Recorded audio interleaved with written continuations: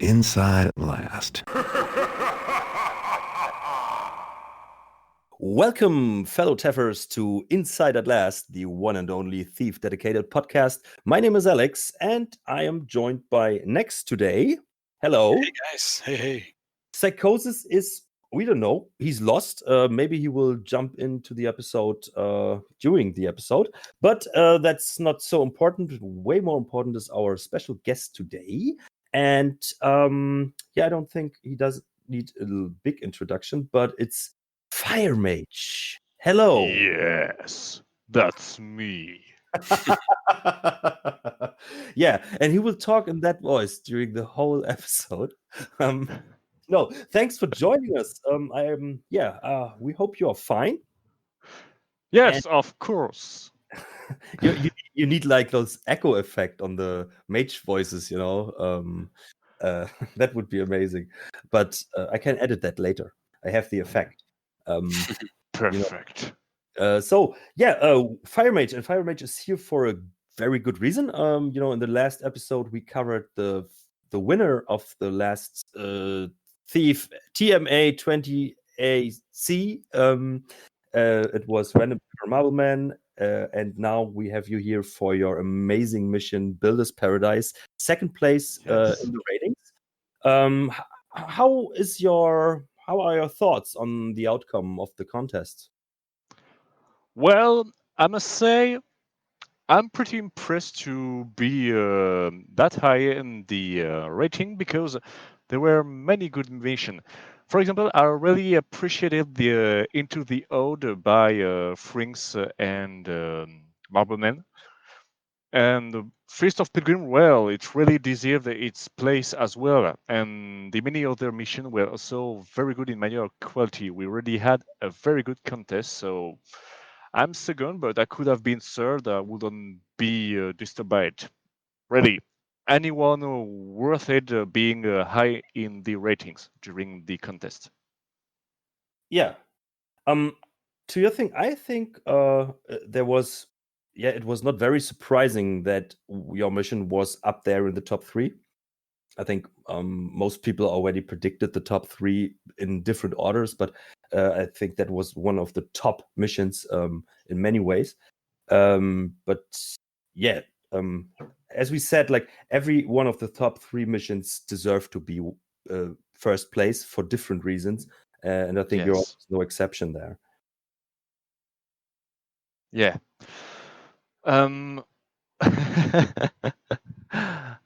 Okay. My mission certainly have qualities, but it's not a perfect mission, I must say. I didn't had the opportunity to implement everything I wanted inside, and I will even say a bit disappointed to have not made the mission how it was supposed to be at first. Yeah. We will dive into the whole creation process of the mission and what happened and what interesting things happened during the whole creation process. But before we do that, of course, we want to know a bit about yourself to introduce you to the listeners and to us as well. So my first question would be, who are you and maybe what missions or stuff on the community you are known for besides Builder's Paradise? Well, so first, people know me since 10 years now. I am an author in. Sorry, I remember from the Black Parrot team, and I was known when I've started to create more resource for authors than real mission. Actually, I made some maps, especially for contests.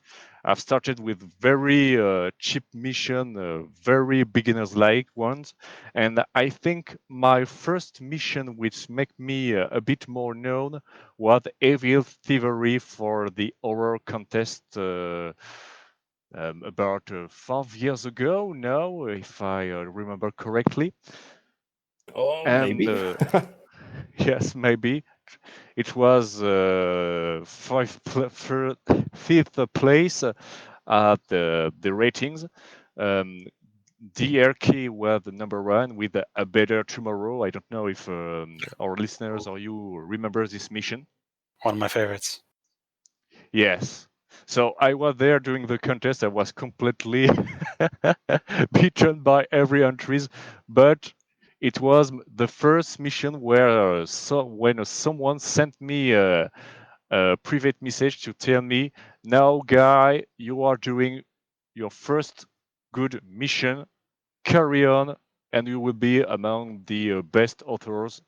So I have continued to try to improve myself, to read the criticism and comments, and try to improve my work every time to a point. They accept me in the Builder's Paradise, and now I'm working with DRK, Skaki, and Fring for the Black Parade. Yeah. So you've come a long way. Yes. Yeah, I'm just reading, like, there was The Revenge of Lieutenant Hagen and Horreur à Saint-Urbain, if I pronounced that right, La Fête du Voleur. Yes. No, La Fête du Voleur is a meme mission. I haven't say myself, it doesn't exist. So. yeah, I know. It's like my first songs I made like 20 years ago. I know what you're talking about. So what was your first experience? How did you stumble into the Thief games? Maybe you can tell us when was it, and how did you get into Thief? When was it? A very long time ago. I was a kid when it happened. I should have been 8 years old, maybe. And I had my grandfather who had the game.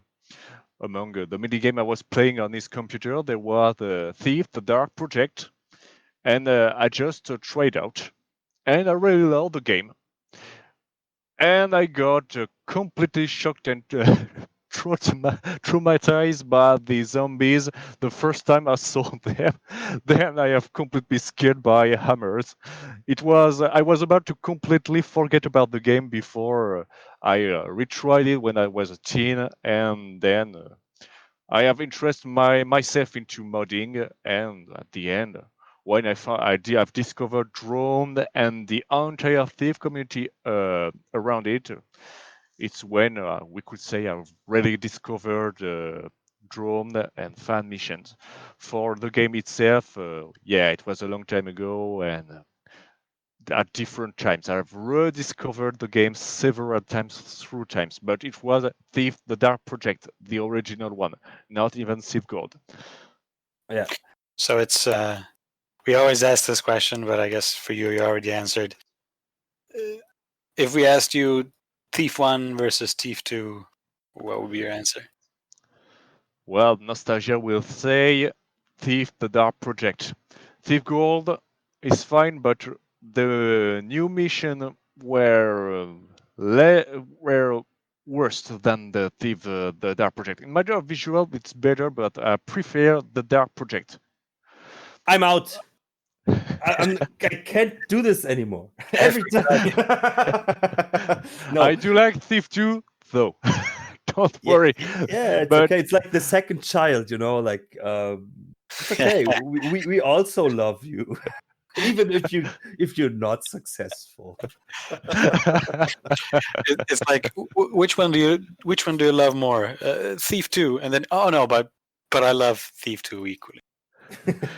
Yes, I love the both. The both games cannot be compared actually because it was not it's the same technology, the same delays, the same teams. If you check out the interview of LGS guy about Thief Gold and Thief 2, you can see it was absolutely not the same atmosphere. So it's pointless to compare the two games. Comparison is always a bit overrated, anyways. But yes, I don't know. Maybe it's you said also you were very young. So yes. the reduced horror of Thief 2 at that age. I was 13 then when Thief 2 came out, and that was more of my comfort zone there. So maybe I can totally see the level design and the whole thing, that it was a bit more creative. But yeah, I think it's a thing of taste and nostalgia, of course. But yeah, it's okay. You still are allowed to like Thief 1 more. I have one question. In France, was it also called not Thief but Dark Project? Yes. The Master Thief. No, it wasn't the Master Thief. It was Dark Project, La Guilde des Voleurs, Thief Guild. It was Okay. pretty ironical because the Thief Guild mission never exists in the French version since Thief Guild never crossed the Outer Sea in French. Okay.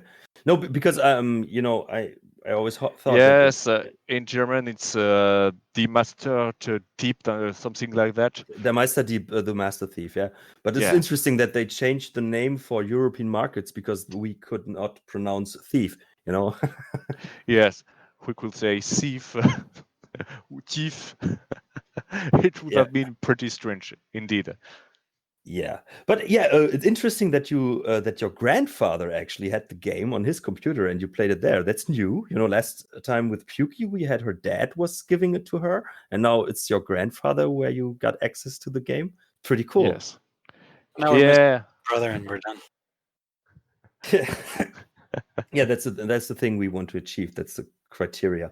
But so that was the introduction. May I ask, how old are you today? I am 26 years old. 26 years. Boy, damn, you must be. So, and you discovered Thief like when it came out? Was it that time? I discovered Thief Dark Project when I was 7 years old. So Probably, yeah, it must be around that. Yeah, I'm 32 and I was 11. So, for a 7-year-old person, I can't imagine how that must have been. it was scary. It was since it was Thief 1, not Thief 2. So imagine a kid in front of the zombies standing up suddenly, spiders, craymen, and the crazy Amorats who are in French a real berserk when they are charging you. Yeah. How far did They're just talking normal French, right? No. how far did you get in the game when you were 7? How Excuse far? me? Yeah, how far did you get in the game when you were 7? Well, I have finished the game, but I have stopped several times playing because every time I was scared by it. So, fortunately, with my grandbrother, we oftenly swapped the seat and go as far as we could. But respect to that. That's impressive because even with like 32, sometimes I'm like, oh no, Into the Boneheart, or what is it? Yeah. Oh damn it, you know. But yeah, it's great to hear that one person once wrote me an email or on the forums, like when I said that on an episode, and he was giving me an email like, hey, you don't have to feel bad that you were scared. I don't know, 20 or something, and I covered Thief at that age, around 20 something, and I was scared as well, so don't worry about it. So it still works. But so now, because I think when we come to it's scary, I think scary is a bit of an adjective to your Builder's Paradise mission. Please, explain, how did you first you have a question about something. Yeah, sorry. Going into, the university contest, how did you feel about the rules that were set up? The rules about the contest, well, I think it was pretty fun and challenging since most part of the time in a contest I have find out that many person were overusing custom resources. So for a brave contestant who wanted to use their own assets or wanted to make some more classic mission without using the numerous custom objects we have or custom textures, well, some people just download some library of resources and use them, and sometimes people think these missions are good in matter of visual, but the work are not their work actually, because the texture do all the job. So for me, having the restriction of using the vanilla resources only is the most interesting way to force people to be very creative in matter of creating assets or using the original textures. It's very interesting, and I really recommend it to Interesting. everyone who want to make mission. Yes. Because when I was thinking when they set up the rules for Anniversary 1 and the Anniversary 2, I thought, I wasn't really satisfied with the rules, and I thought I'm going to get the same answer from the authors as well. But it seems that at least the authors that we asked so far didn't really mind the rules set up on them, and they appreciated the challenge. Because, like you Yes. said, it does push the authors to be more creative, and it does bring up a different result than it would otherwise. Is it so? If I didn't mishear you, you said something about that. People could break the rules and use custom resources, or Oh, no. I no? just mean if there wasn't this restriction Right. like any other contest, some contestant will just rely on the custom resources to have a good visual. Mm-hmm. So all the resources in Builder's Paradise are in fact vanilla resources. Yes, the contest allow you to take vanilla resources and mix them, or take original object and change the texture to other textures, or textures still made with the mix of original textures. But that was all. That was all. You could not have a custom objects or a completely custom textures. So, in my mission, I mixed for some textures several resources, but they are all original, which is a reason my mission did not break any rules. And you could see that, that is, I think, one of the most impressive stuff of the mission when you go through it, and you have that rule set in your mind, and then you come to your mission, you're like, this can't be after the rules. I think many people thought that, but when you look closely to every object and at everything, then you see like, wait, he has used this object that is something totally different in normal, but then you made like statues out of it, in the museum. But we will come to that later, like how you came up with that and how, because this is, I think, one of the most interesting part. What I want to know is, like, how did you start? How did you enter the contest? With what was on your mind, and how did you come up with that mission in particular? What was your inspiration, and how did you pull it off? Like, how did you start? Well, that was pretty hard because when I finished the Thief Gold mission contest, I was already thinking about the Thief 2 contest, because I obviously knew it would come out like every authors. So first, I wanted to create a scrap mission for Thief 2 Gold, and the mission I was trying to make was Fallen Hammer.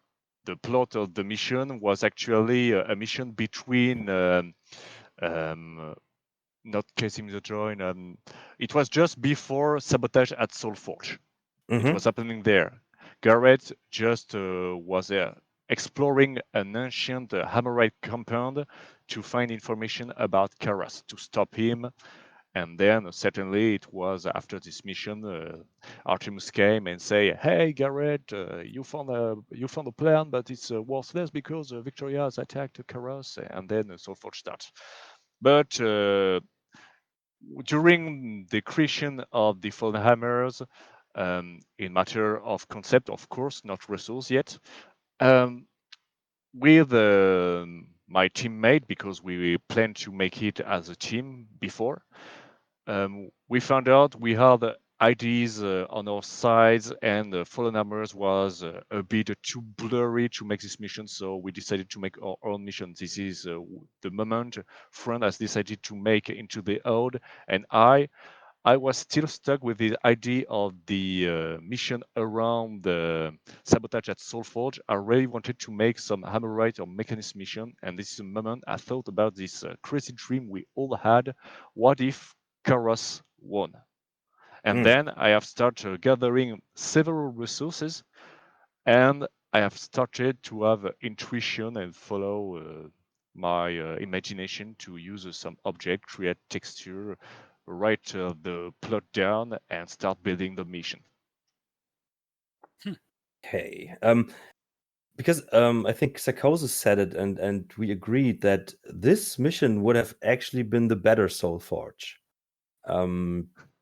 With the impressive visuals and everything, but of course it's 20 years later now. But I think from that point of view, to give you a really interesting mission under those rules we just discussed, it's like so amazing how you pulled that off.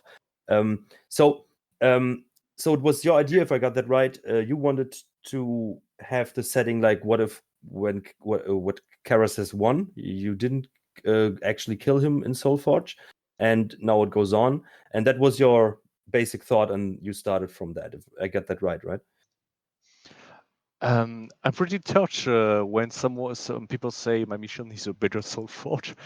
Actually, the plot of the mission, the setting of the mission is simple. It's actually Karas who made a different compound to retire after releasing the gas.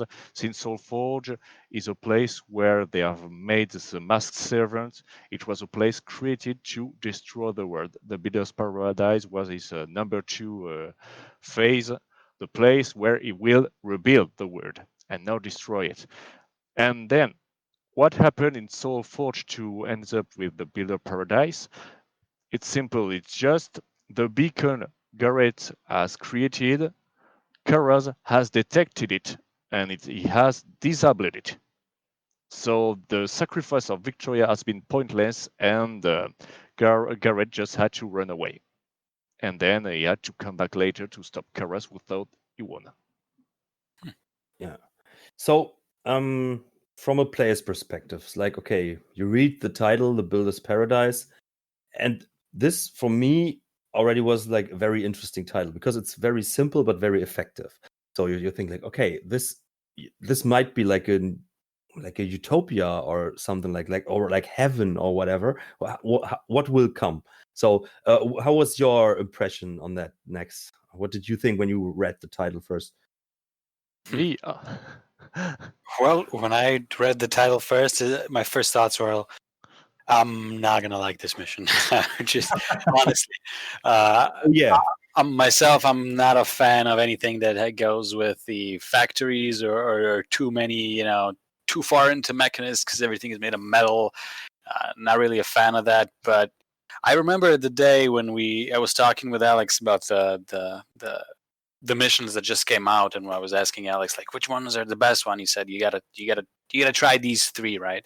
And he mentioned the ones that actually got to the top 3, and I think Alex, you said something about, I mean the Builder's Paradise is like a factory thing. You always gave me like, it's not going to be your style of mission, but I'll say that night I went into all of the 3 missions, and for some reason I think it was the ambience, but I was immediately drawn to Builder's Paradise, and I actually played it first, I think, out of those 3.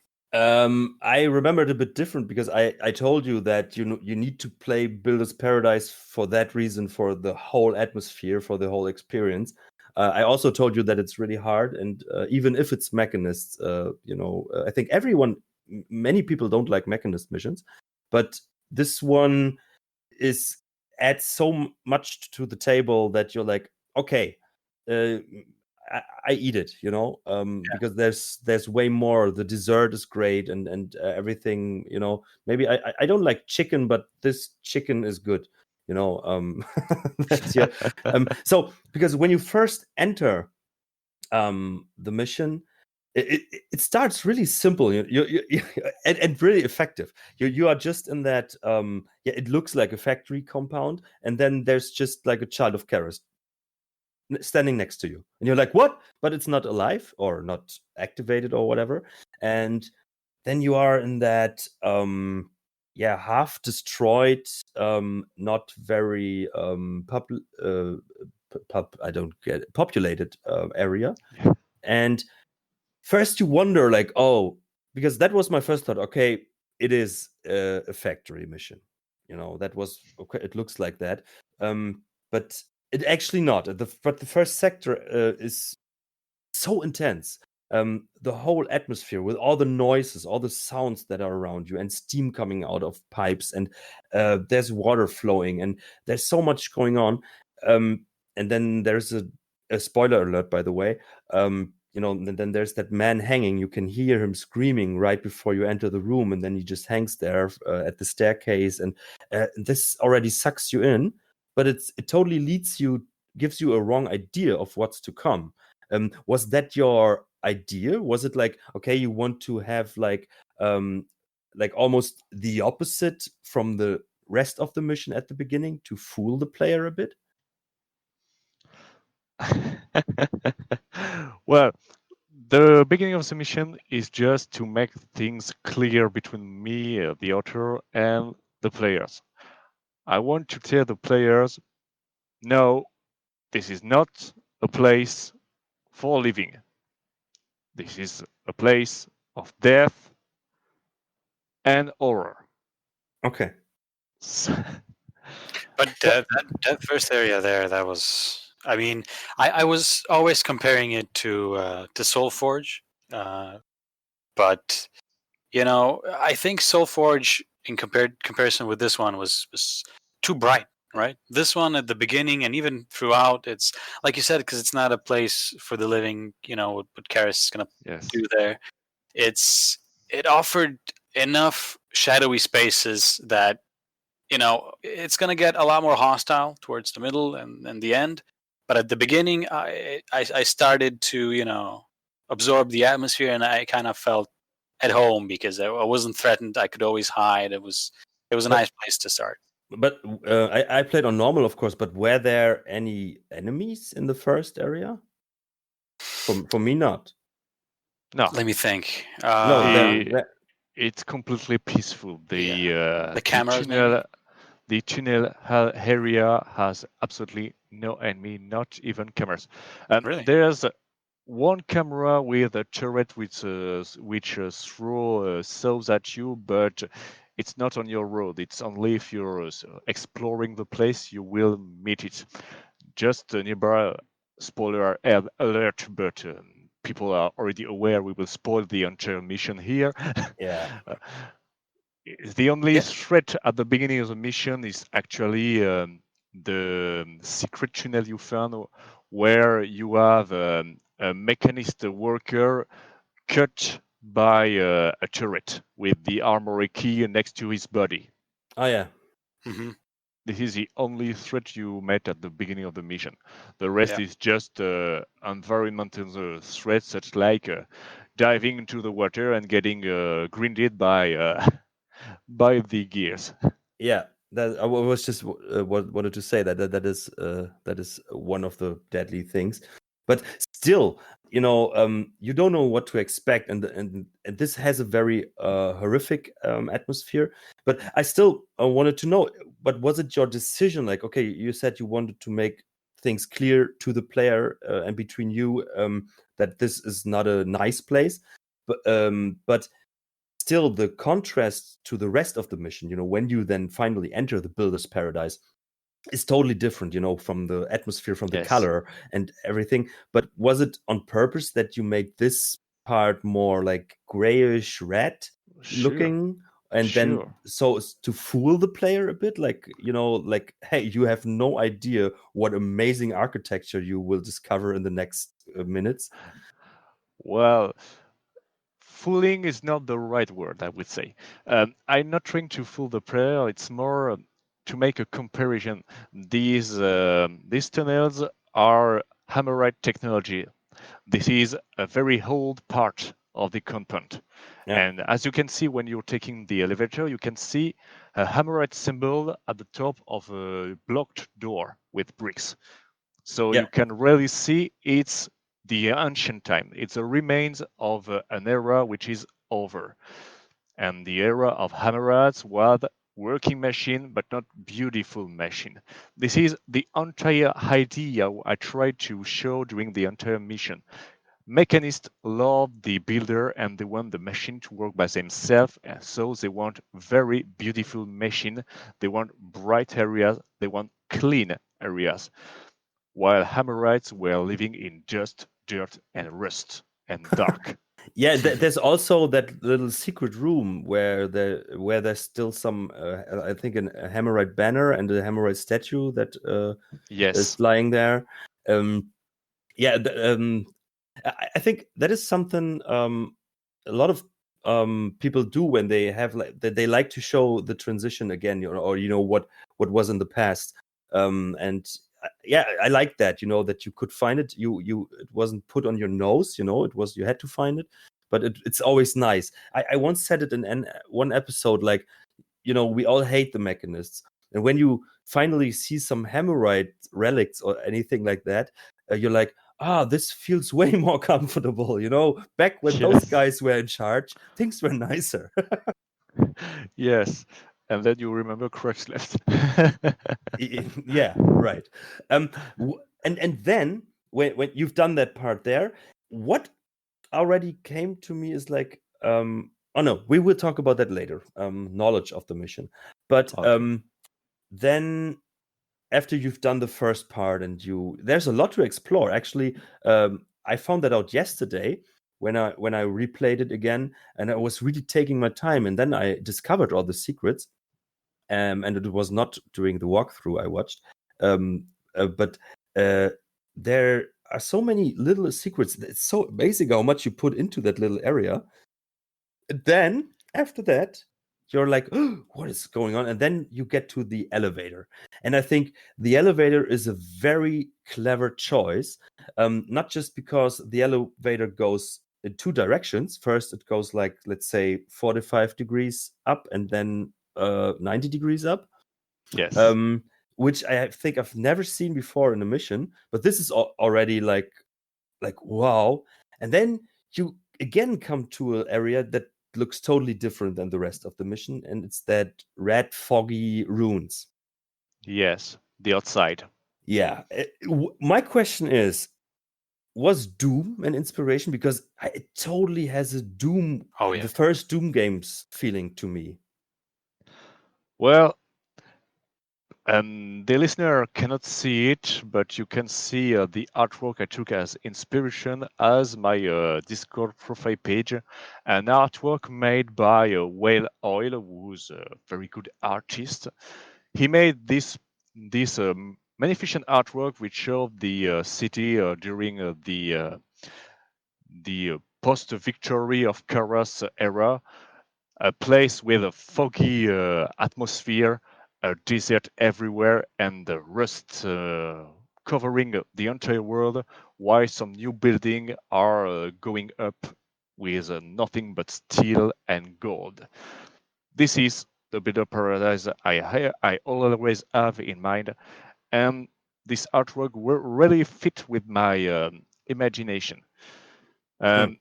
So there is no Doom inspiration for this outside atmosphere, this inspiration. So it's just this simple artwork and my imagination, unfortunately. What about System Shock? Is there? Oh yeah. About the atmosphere, I really wanted to add some System Shock vibes in the mission. For a simple reason, well, it's almost the same plot. When I was writing it, I just accidentally noticed it was pretty similar to a System Shock plot. Yeah. So I was thinking, well, there is no contest for System Shock 2 to celebrate its anniversary, which is almost the same year of Thief 2, The No, two of Thief games, 1. Thief 1, Uh, maybe. I'm System not Shock sure. 2 came out in 98. It was my first shooter game. I had to beg my parents that I are allowed to buy it. Yeah, but it's it's 22 years now. So, okay, maybe. I'm not sure, but well, since it didn't add an anniversary contest in our community and it's used the Dark Engine, I thought it was a good idea to make some reference to System Shock 2 in my mission, just to say we don't forget this amazing game. I'm sorry, I was wrong. It was released on August 11th, 1999. So 21 years and 3 days from our recording now. Yeah. So to get that right. Not to go too far ahead, I'd like to step back. You just mentioned the Alex, the elevator that takes you up, right? Yeah. And that's where we see one of the, I'd say, one of my favorites from the mission, which is the outside that you get a glimpse of for a short section there. What led you to create that outside? I thought that was perfect with the bodies turned to rust or dust. Oh, yeah. That was just amazing. Thank you. Well, actually, when I was creating the mission, at first, I wanted to start in some tunnels, get on the roof, and do a complete roof section before entering the Builder's Paradise. I just cropped this all because I noticed I would be out of cells, and cells are important for a thief mission. There are limits you should not cross, so I just choose to make this outside area a tiny area that we just passed by to get to the true mission. It was just a small phase, but it was supposed to be shocking when we discover it. It was my plan, my goal. This is the moment of the mission I should not fail. So I really did my best to make sure the introduction is very blurry, to let player think, well, Karas has maybe not released the gas, maybe the city is still there. Are we still in Salford? I really wanted to create some confusion so people could not see that the city is completely destroyed and Karas won. This is a reason in my README it said you should not spoil the mission unless it's very important information. And well, it was a surprise I wanted to set up. Oh, it was. I mean, goal achieved for sure. As soon as I came to that top place, it was like a jaw drop. You get a little bit confused. You get a lot of questions into your head, but with all that, you're still kind of in a dream state, just soaking in that atmosphere there. What did you think, Alex? And again, you are, I totally agree. But and again, this is a totally different theme, and still, it's not the main theme that you are going to discover. In the main part of the mission, and that is so amazing. Like first, you have that dark factory-like complex, and you're like, okay. Then you get into that elevator, and that elevator already shows you that, okay, now I'm going to discover something great, because when you look up the elevator, you already see the fog, the red fog or the rust gas. You don't know what it is at the time, but and then you discover this, and it's still not the main theme of the mission, and still it's so amazing in the press, and it really works. You get out of that elevator, and I think an elevator always is like a thing that's used in movies a lot as well. To enter some new area or whatever, and this works totally, and it makes you so curious. It's very interesting, as you said, next from you see those masks in that sand. You don't, at that moment, you don't know if it's sand or is it rust. And it gives you more questions than answers, which is actually pretty cool. But I have two questions at that point. First, I was wondering, when I got up the elevator yesterday, and before you get into the elevator, you have to open the door to that via a lever. Yes. Where you can watch. There's a window and you can look at the entrance to the elevator. And when you are in the elevator, of course, you can look back into the window. And Yes. I don't know if it was just my imagination or whatever, but I had the feeling that for a second there was a figure standing in the window. No, Yes. really? There is Am I one. right? Yes. It's the golden cherubim of Karas. I thought it It's was like that little boy golden figure, but yeah, there was something. yes. So Wow. It's just for those who notice it, to give you the thing that Karas knows you're there. damn, yeah, it worked. Wow. But it's just a glimpse of a second, right? Yes, because at the moment you cross the blocked armored door during the, as you say, the vertical section of the elevator, Yeah. the kid despawn. He's removed. You can't Okay. reach him anymore. But yeah, and I was like, damn, did I see that right? I was so stupid. I didn't reload to check it twice, but I was like, damn, there was something. But then I immediately wrote that down. And then there's a question from the forums. It was, how do I pronounce that? Tortoim. I think he made one of the latest puzzle missions in that museum, I guess. And he was asking, and I had the same. What is with the spaceship plane thing that flies by the window as you go from the outdoor area with the rust gas followed into the entrance, the Builder's Paradise? Because I was wondering, like, did I see that, or was it just my imagination again? And then I saw his question, and I was like, yeah, there was something. Are we right? Well, like the boy at the window, it's scenery effect to make you turn completely paranoid about the mission. Yes. Because the thing I wanted to make the player feeling is, ironically, you don't want to go in that place. This place is scary, and I really want the player to feel ironically more comfortable outside with the fog, dust, and rumbles everywhere with a ruined city instead of the building, which is actually more safer in matter of structure and materials. Yeah. It's actually, and this is a very interesting artistic choice, because where you are going next, this is actually pretty clean and beautiful, and but it's way more uncomfortable than that Yes. dirty air. Yes.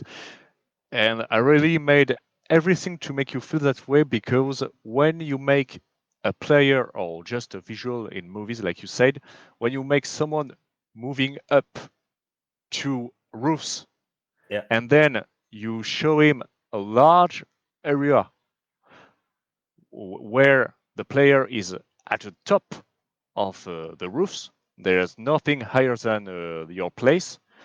It makes you feel like you're controlling the situation. You feel very comfortable when you are in front of such situation. And when you are entering the building, if you add some moving element which seems unclear, you feel already uncomfortable. This is a way to introduce you into paranoid mode. So, what is actually this flying things? Because this is your main question. Well, it's not a spaceship. It's even more stupid than this. It's just a cleaner boat. A what? Yes, it's the cleaner boat you see everywhere and running around in the mission, which absorb the dust remains or your mus The arrows. spider things. Yes, we should. Yes, the spider things, but it's not the spider bot you see shooting a shuriken at you like in Soulforge. They are very special, unused robots, the cleaner bot. the dirt boat, as they call it in the phase of the game. It's not here to clean the place. So That's all. Karas already invented like a vacuum robot, like Yes. a Roomba. These yeah. are Roombas. Yes.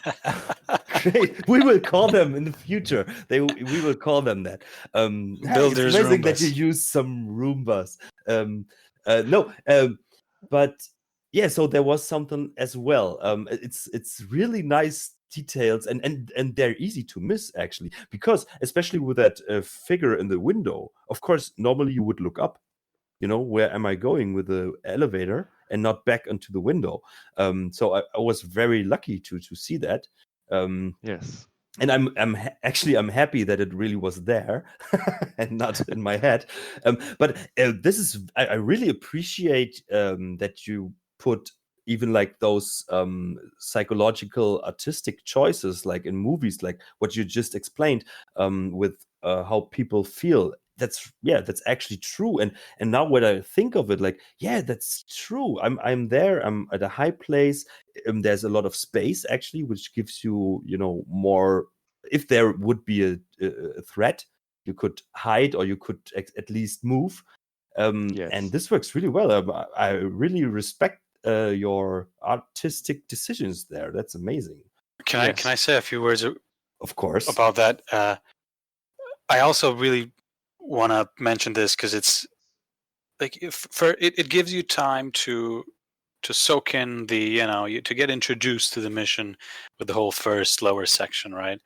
With a little bit of horror, with a little bit of isolation, and then, like you said, it brings you up to that place to give you those feelings. It's also a good way. We also a lot of times talk about sectioning, like how Lady R sectioned the Seven Sisters, how you first go there and there. And this is another good example of sectioning, even though there's another path from the builder's paradise or the city back to the same place where you started from. Despite that, you have this great sectioning of being first in the chambers below, then taken up to the high city, and I love how you said that it gives you a feeling of control or comfort. And then when you have all that, then we open the door and we go through the stairs down, and it just it slowly shows you how you go from the top to the bottom, even with your feelings. Yes. And those voice messages, sorry, Alex, that you encounter on those stairs, that's just so great. Which is random Teffer, by the way. Yes. Yeah. It's him. But let's talk about that stairs, because this is so amazing. Like, yeah, you come from that. You don't know that, but you come from that comfortable feeling zone, and then you go down, and you're like, damn, I see that something is not right here. Now you see here something is wrong here. You get the impression of something is destroyed, and it's the first glimpse what to expect in the next couple of hours. And yes, then you get the message. And what totally killed it for me, you get the message, and then you walk a bit further, and then the door opens. Pew! And then you think like, oh damn, what is going to come? And then it's that little Roomba that is coming to eat some sand. And I was shivering in a dark spot when it was, and you don't know, it doesn't leave, and you don't know if it's a threat, if it does harm you or anything, it doesn't. But and then you are in the mode. That moment was like, okay, I know that this mission will give me the shit, like I will really shit myself at some point. And then you get to the museum, and that lets you totally forget for a moment what place you are discovering, because and then now we come back to what we said at the beginning. Here you can really see how you used stock resources and put them into new things, and that was totally impressive. But please tell us, how do you there are those statues, and how on earth can you imagine something like that and put it together to a totally new thing? Please explain. Well, it's simple. They are actually unused objects in Thief 2. Many unused objects. And some of them were just low police object, very well low police object, with a crappy rusty textures on it. Okay. Among them, there is one object which is shaped like the Kara's helmet, but still with the rusty, disgusting texture on it. And then I gave myself the challenge to make something from these crappy objects and the crappy textures. With the vase, with the texture of this crappy rust, I did my best to try to create some kind of primitive robot which could make you think about the children of Karas and the prototype of the angels. Yeah. So this is the reason I have created a biped sentinel robot and another one who looks a bit more like a beast to look a bit more similar to the children of Karas. So you are talking about the first one you just mentioned was that robot that looks like a bit like a prototype, that he walks a bit strange and there are those pipes coming out of his back. Do you mean that? When I mean the angels, yes, I mean the prototype A, the biped robot. Yeah. So yeah, but it's the first robot you discover in that mission. The first robot we discovered in the mission. You mean the Roomba or the children? No, I mean the first lethal. The first lethal enemy. You're talking about that, am I right? I just want to make sure that we are understanding. Oh, the first lethal, yes. This is a combat robot, the classical from the game.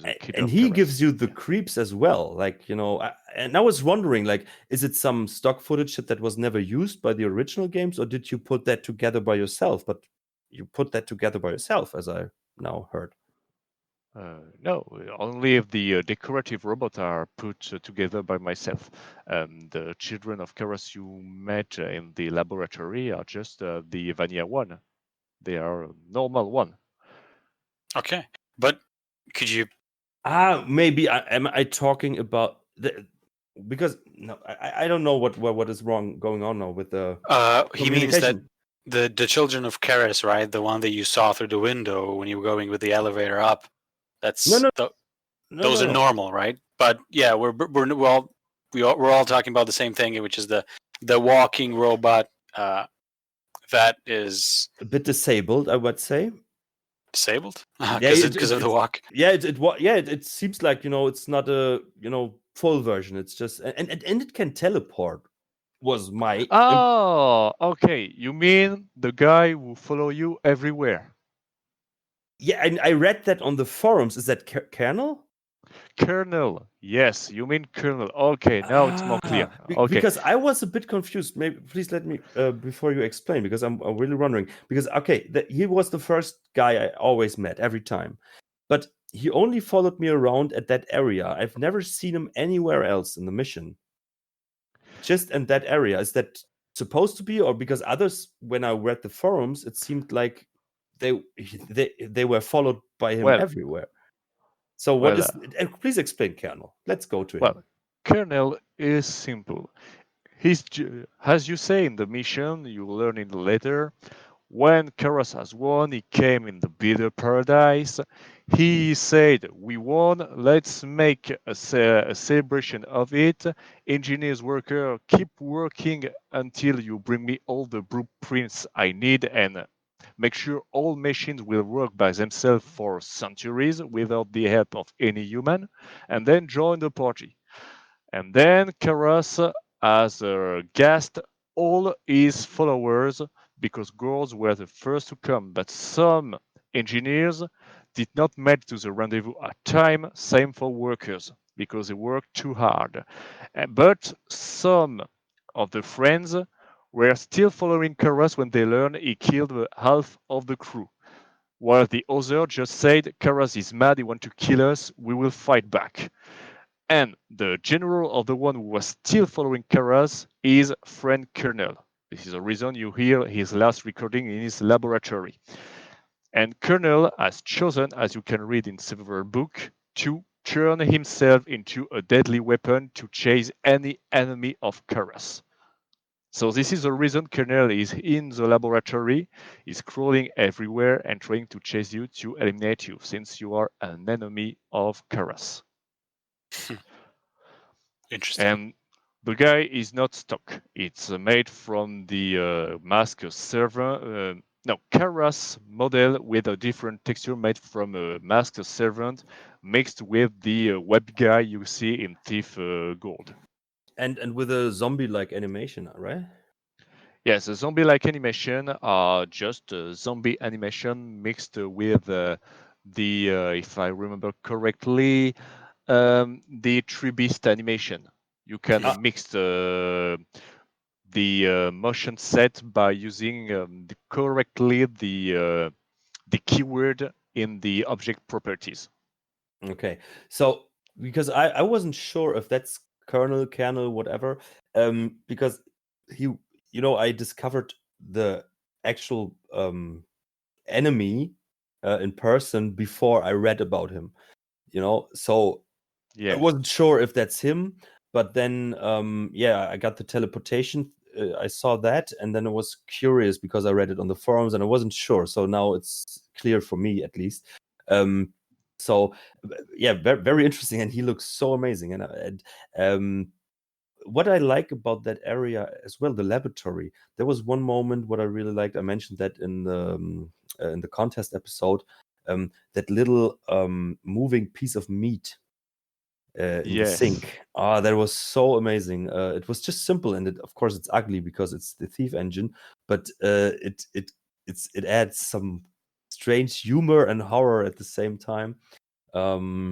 Next, is there anything you wanted to add to that part, to that area? Yeah, sure. I mean, for one, we could probably say that. Actually, I'm a little bit confused because I'm not sure if I should call FireMage MacGyver, right? Because the MacGyver of Drummed, because give the man 20-year-old resources and he makes a paradise out of it, or if I should call him Frankenstein, because he took old parts and he created this little Frankenstein's monster. But either way, it's a great compliment for sure. Right? So yeah, that'd be my 2 cents. No, but please, because this is just one example of the whole mission that is always giving you more and more of those individual crafted, created things. How did you pull that off in just 1 year? Or maybe a bit more, because you said you already had that on your mind, but please tell us about the creation process of the mission. Like, how did it all come together? Because that must be a lot of work. This is a lot of work, yes.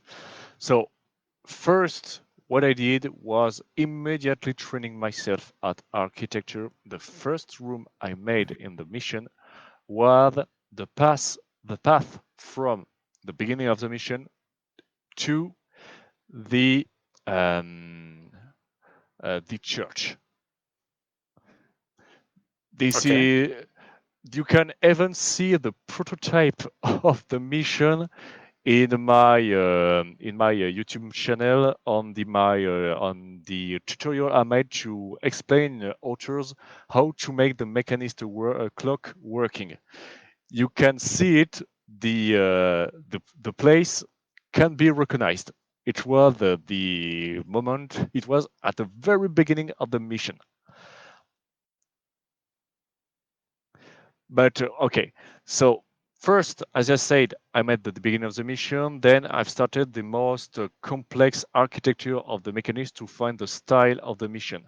Then slowly I've added the the area I needed to put my room. I have created a map for this on my computer first to know where every place should be, every room should looks like. And then when I have placed many empty rooms at their right position, in the moment I start to fill them slowly, according to the limit, according to the currents, or according to my change in matter of IDs or limits or time. Then once all the architecture was made, it's the moment I start to add the props, the textures, and at the very end, the NPCs. Okay. And then I add the effect, and that's all. So if I understood at the beginning, you had previously to this mission, you were actually, like you said, before creating missions, if I'm correctly, you were making resources for other Yes. authors, right? And it's clearly this mission contains a lot of modding work, either scripting or creating quotation mark custom resources from these, and then I mean you had the two different breaths added, where you would go into this fiery section and you would get a little fire breath ticking down, showing you how long you can stay in this heat, and another one for freezing. Yes. When did all this modding take place? Did you first create the architecture, or and the ideas came from there, or you had those ideas beforehand? Well, most part of time, I've got all the ideas set. I just change them through the development. About resource and architecture, I just swap the work. Today, I will work hard on the architecture. Then, when I'm fed up with working with architecture, I work on resources. Hmm.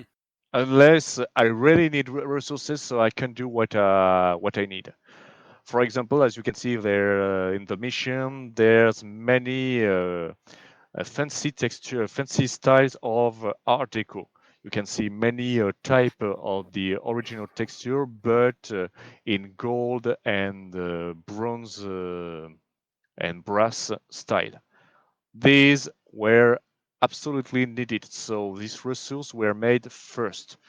But some texture were made later because I had a new idea, or I just gave a look at a room I just made and thought something is missing. I need this specific object or detail to make it looks perfect, or just to emphasize the decoration so the room looks less empty, or contribute on the global atmosphere of the room. Okay.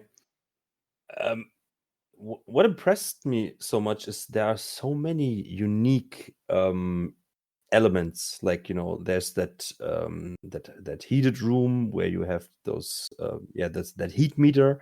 Then you have that cool room where you have that cool meter. And they basically function like Garrett's breath underwater.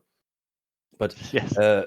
but still, you have to add this. Marbleman said that you are like a magician when it comes to coding in Drawmat, and it was told to us many times that you are like some some really special talent when it comes to all of those individual things, but still, now when you say like, okay, you already had everything on your mind, on one hand I can say, okay, then you have a guide in your head, I want to add this, I want to add this, I want to add this. But on the other hand, I'm really impressed, like you already have everything of that in your mind and you just need to do it. It sounds simple, but I know it isn't. But and then you put everything together in such an amazing architecture I think I've never seen before in such mechanist style. And then those individual game mechanics, and then you have like those little details, like we just talked, that little figure in the window with the elevator, and then you have thoughts about your atmosphere. And I know you told me before, like, and you had help with the mission, right? Yes, at the end, because the deadline was very close and I had way too much things to do because my mission was very ambitious. So I Yes. just asked for help to my to the Black Parade crew and said, I think I will miss the deadline. I fear Builder Paradise will be a never ever. So you had a friend who was working on Into the Odd who was like, you will not give up, guy. You will finish your mission. I cannot help you, but the other guys might do. So I remember I was very touched when he did this, when he pinged the entire team saying, if someone can help a FireMage, please go for it. And then you had Dear Bogan who came, Dierka and Mabel Ben who came and said, okay, Jordan, just tell us what needs to be done, and we will help you when we can. So I just placed some object in the empty areas which I haven't worked on it yet, with some accurate instruction on it, saying I want this room to be to feel that way, to look creepy, high, opulent, this kind of detail. And I just said, and you do what you want with the rest. So they really helped me to finish the mission, because while Dirk Bogan, for example, was working on the worker quarters, I was fixing some bugs with the climatic rooms script, which was making your games very laggy. It's still making slowing down your PC, but not like before. And also trying to fix a kernel who had a very broken script as well to follow you. Since kernel was supposed to have way more abilities than it has at the official release version. Interesting. And also So adding more resource. There's a question by one of the users. It's Bauchlein, or maybe Americans English would say Boglein. And he asked, how did the mission change while you were creating it? Were there major changes to the storyline, the setting, what the player has to do? Had anything important to be cut because of running out of time? I think you just explained that. Running out of ideas because something did not work technically, or because testers were not able to solve some task. I think the testing process will actually be something interesting. But what changed during the creation process besides kernel? Well, pretty a lot of things, because the time was running out, yes. And also I did something most of Dromedar would have never dared to do. You must know, in Drome, when you are creating terrain, placing an object, placing a room or a flow to detect the type of water, all of these entities are named brushes. And in Drome, the amount of brushes is limited, and I have completely burnt the limit of it. Can imagine. This is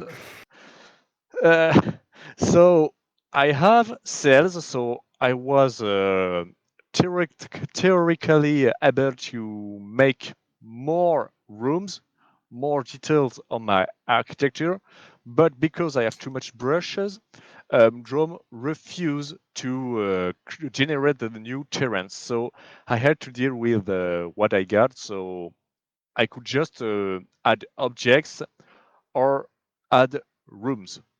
I was very limited. This is the main reason. The Caravas Quarter is very disappointing and empty. At first, it was supposed to be a place with a big puzzle to resolve while the angels are exploring the entire place to chase you. Angels were not supposed to explore outside. And the pipe of the pipe you have to turn off, well, it was supposed to be 5 pipes. And you were supposed to escape Kara's quarters from some maintenance tunnel flooded by water. Because I have also created a script to move some specific object which imitates the water mechanics of the game. Exactly what like I did with the air breath system.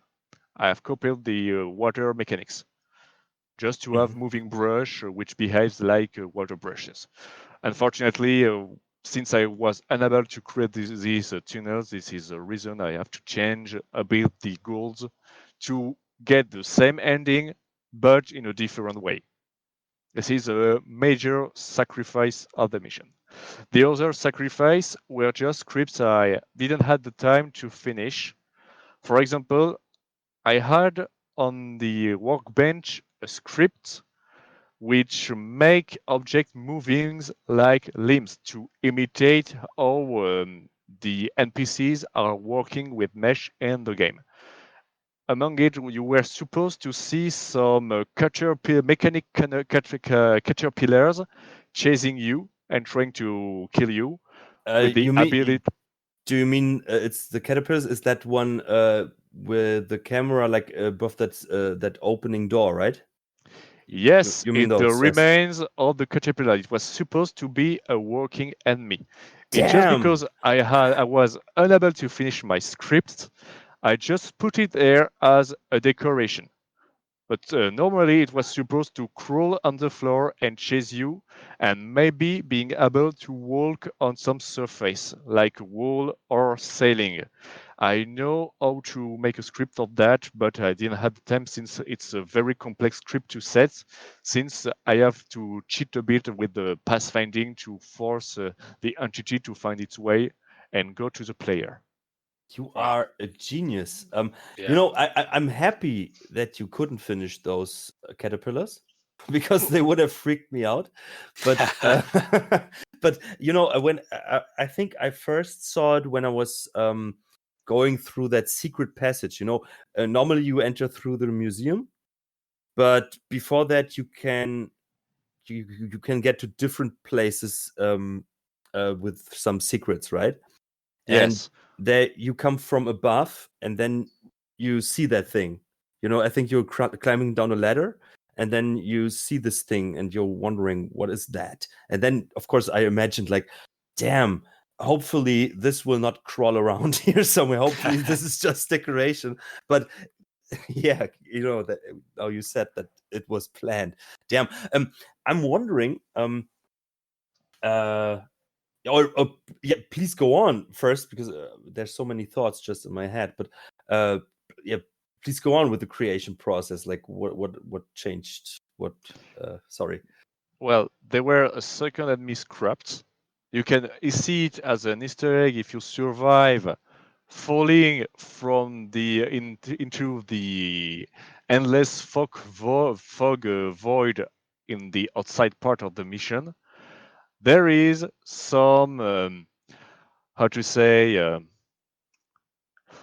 some water bot which was inspired from the scrapped artwork of LGS. Some mechanical robot with tall legs walking around and spitting rust gas to the spotted enemies. It was also planned to be made. There is a demo I've shared with my fellow author on our Discord when we were exchanging resources. I have shared a video of the waterboard working and walking. But unfortunately, this robot had way too much issue with the pathfinding to work fine. I really needed more time to optimize the script, so I just didn't use it too. But for the rest of the mission, I'm pretty happy.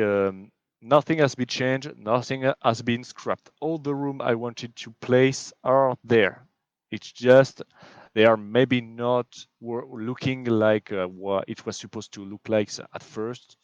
But well, There is actually only 3 things which has been scrapped: the Karas Quarter maze and the 2 creatures I've mentioned.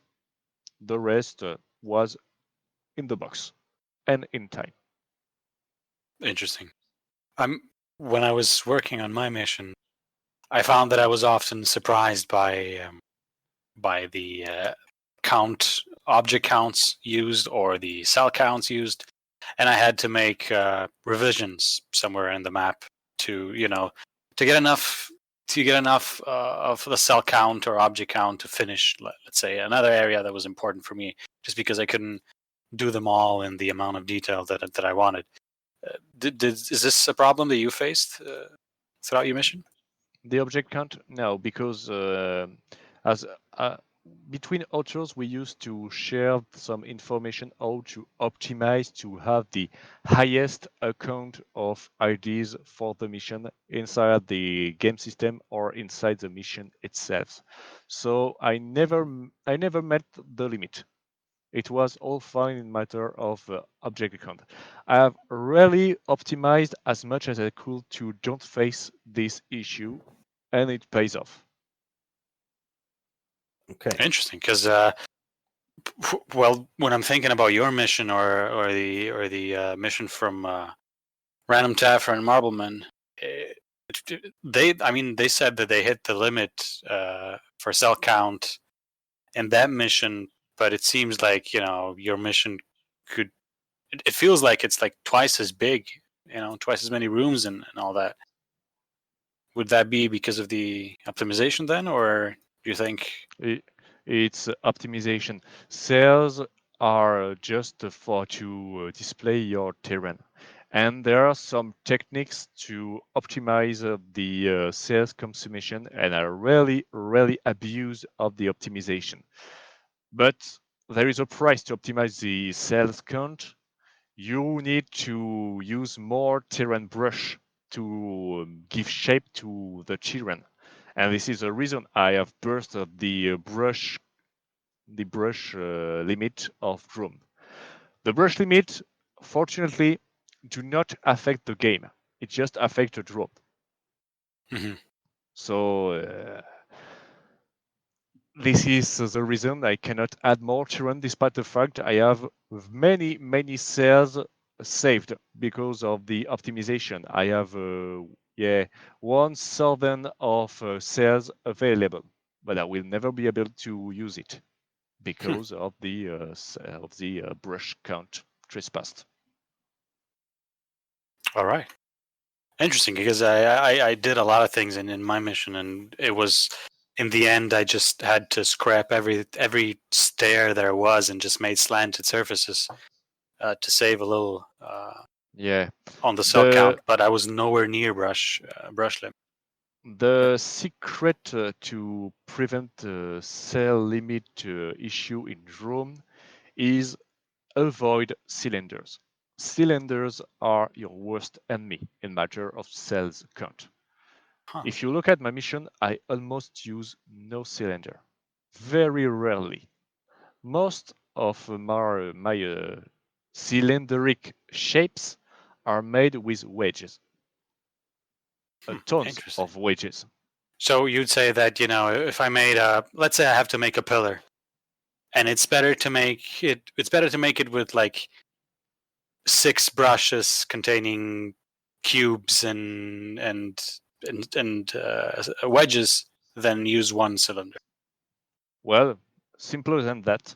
You just have to make a square pillar first with a simple cube. Then you just have to sculpt your cube with wedges until it looks more round. It looks like a cylinder. Interesting. I'm sure a lot of authors will be able to take advantage of that. Because I think that as for new authors that want to do a project that is as big as, or let's say it's not small, anything medium, it can ambitious. easily hit the cell count. Yeah. The other method to create a pillar and even more optimized, but less intuitive, is just having two cubes crossing each other to draw a cross. Then you add 4 wedges to fill the holes, and then you have a cylinder. What would be that? 8 instead of 6 Yes. with previously. Yeah. This is a lot of tries and fails to find out the best optimized architecture. Yeah, it's fascinating that. Yeah. I guess all of that in a year. Yeah. Yeah. Maybe to give some credit, you said that others helped you, like DRK. What could you maybe tell what they did, or who helped you with what? Well, yeah. Dispensing correctly the crits. Yeah. Dirk Bergen is the guy who saved the day. He's the one who gave the most amount of help. He made the worker quarters. He made the kitchen, the cold chamber. He also helped to make the break room and the second museum nearby the library. You know, with all the weird masks nearby the balcony, and the photo labs with the black room nearby. Interestingly, those places really got stuck to your head because they totally were fitting into the whole concept. But yeah, they had some different theme, but you remember all of them, especially with the masks. You stumble upon them and you're like, wow, what is that about? And I like the photo lab. I think it's the first time in Thief that you see a photo lab, which was great. And yeah, he did a great job on all those areas. Yes, it is really a good job, and I must say, but it's the same for GLK and Malbman as well, since they did not make as much as Dirk Bogan, but their plays were also well done. Malbman worked on the guards' quarters, and GLK made the control room we used to stop Karas. Oh, that part was amazing. Yeah. Yes. And you can see the 3 guys completely understood what I had in mind. They took inspiration from what I made nearby, and they really, really respected it very well. I mean, I wouldn't have guessed that the architecture came from 3 different authors. It does definitely seem consistent. Yes. Across the map, but I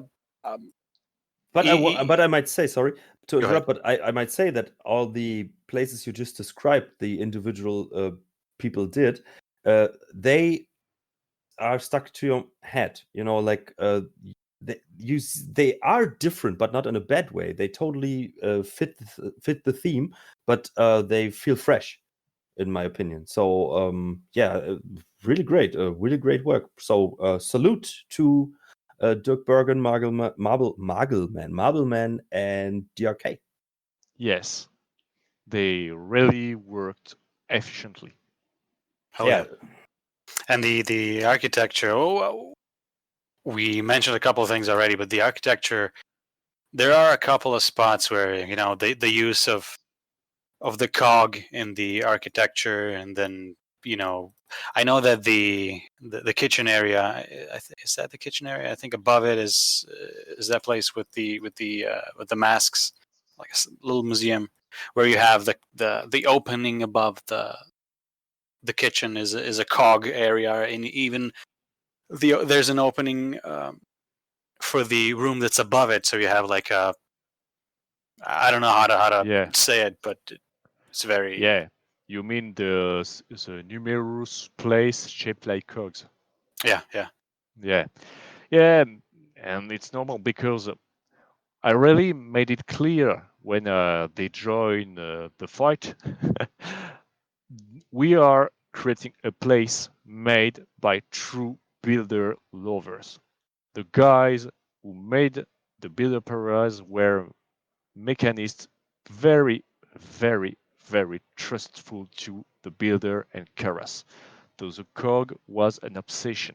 We had to make everything looking at least too much. Interesting. Yeah. I mean, it definitely shows. But actually, no. We'll get to the detail I have in mind later. But Alex, you wanted to speak a little bit about gameplay. About the gameplay, yes. Yes. As I said, I played it on normal, and I admit here publicly that I couldn't finish the mission by myself. In all of my 3 tries, I always got stuck. And then, but of course, I needed to see, how to get to the end. So I watched a walkthrough on YouTube, and he played on expert. And Yes. when I was watching that, I was like, what is going on here? Why? People who are familiar with the podcast and listen to some episodes might know that I'm not a big fan of when authors change significant objects or the places of objects and stuff like that with the difficulty settings, because I think that is not fair to. It depends on, it's not fair to the normal players or not fair to the expert players, but mostly the normal players suffer. But in this case, it was even a bit stranger. First of all, on my normal playthrough, I don't know, I didn't get to the end, but I already had like 14 health potions. So my first question here is, are you one of those authors that thinks that people that play on normal are idiots? No. Like we like when we enter the door, we lose energy all the way. Well- Or is it just a nice way of supporting me? But no, to finish. But I had the feeling, if you look closely, there are many secret objects that could help you, like water arrows, and there are many health potions and stuff like that. And I'm pretty sure on expert there are not so many of them placed. Am I right? But what is your attention on making that decision, like placing objects differently on the difficulty levels? And then later I want to come to something else. Well, in matter of object through the several difficulties, there is actually no such much difference in matters of tools. I really removed a few when you compare normal to expert. The 40 potion you're mentioning are still there and at the same spots. Okay. It has been very rare when I remove something, because in this mission I really wanted the player to be free in their gameplay. If the player want to fight the robots and destroy them all, I gave them the ability to do it. This is the reason you see that much acid canister to destroy the robot. The acid canister really work like holy water on zombies. Yeah. It was intended. Because actually, if you look at it closely, my mission is actually the Bone Horde, but with robots instead of undead. Yeah, it really is. It's better, but Definitely better. Okay, so my interpretation was right, because I had the feeling, like, I was just of course, as I'm always doing, like joking, but I had the feeling like you want to give the player like the opportunities. And what I told you next today, I had the feeling that your placement of enemies was not very tight, but so you could like use a fire arrow on a camera, and there's not all the time someone around who hears that and gets alerted and stuff like that. Because I think throughout the whole mission you are already high tensions because there's so much going on, and the sounds distract you and everything. But then one thing that really made me a bit, I don't know, disappointed, let's say like that, when I watched the walkthrough on YouTube, which was on Expert, the placement of important objects was different.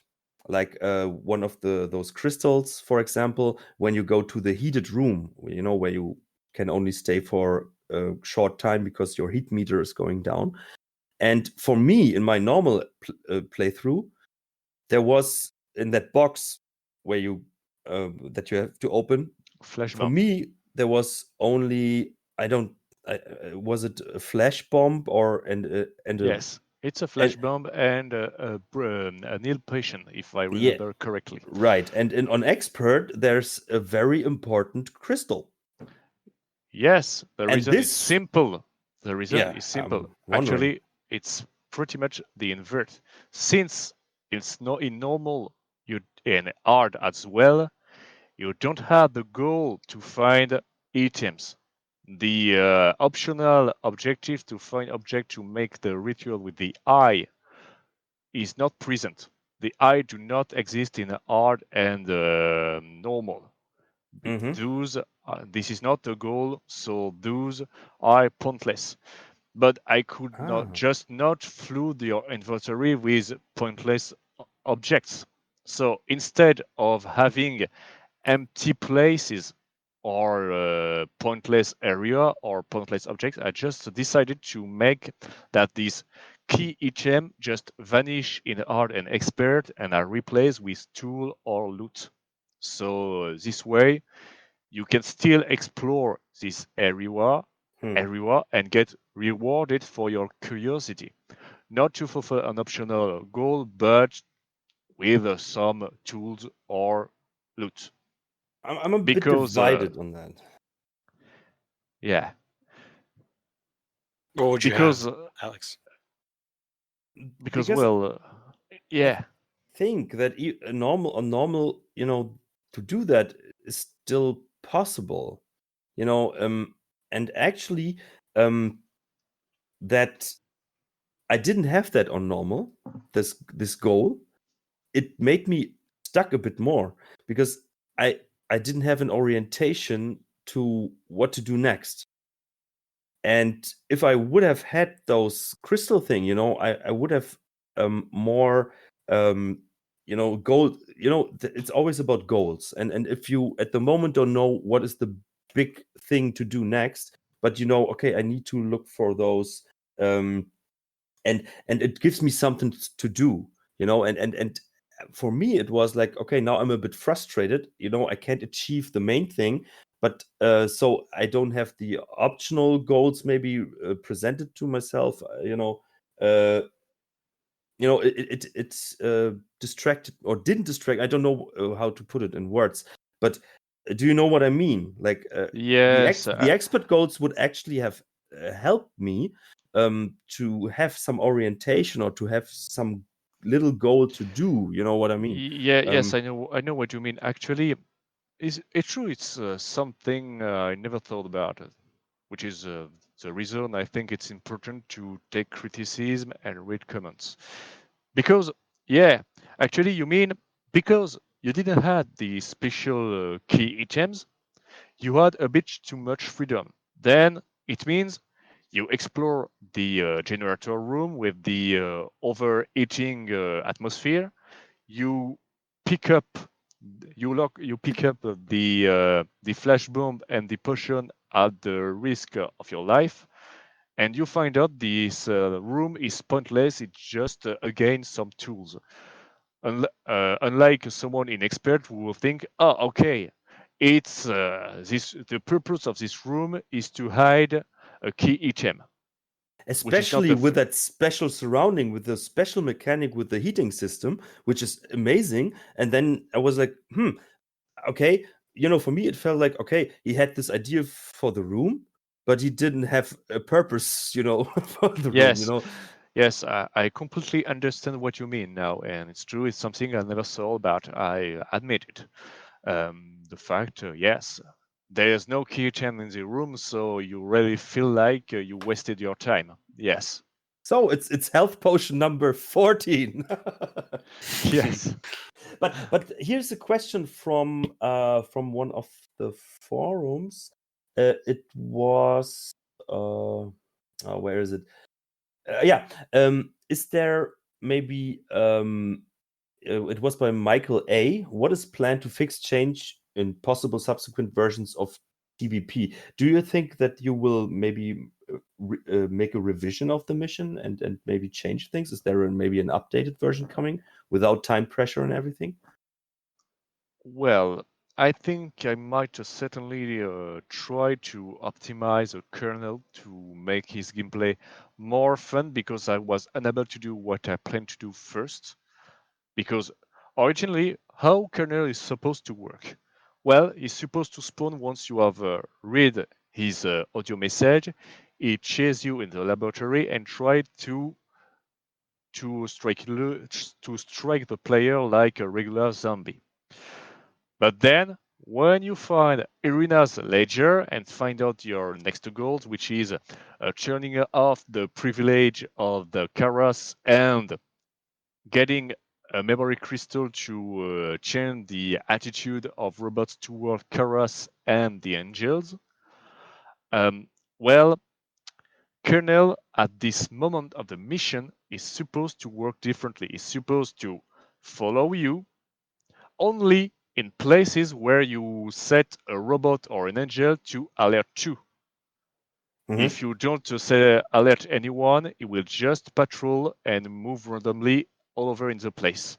But the price of this forgiving behavior is kernel is not fighting in melee combat, but instead he's fighting with hit bolt and saw. Because as you can see, kernel has a saw and hot bolt projectiles on his body, but he never use it. He still try some melee attack.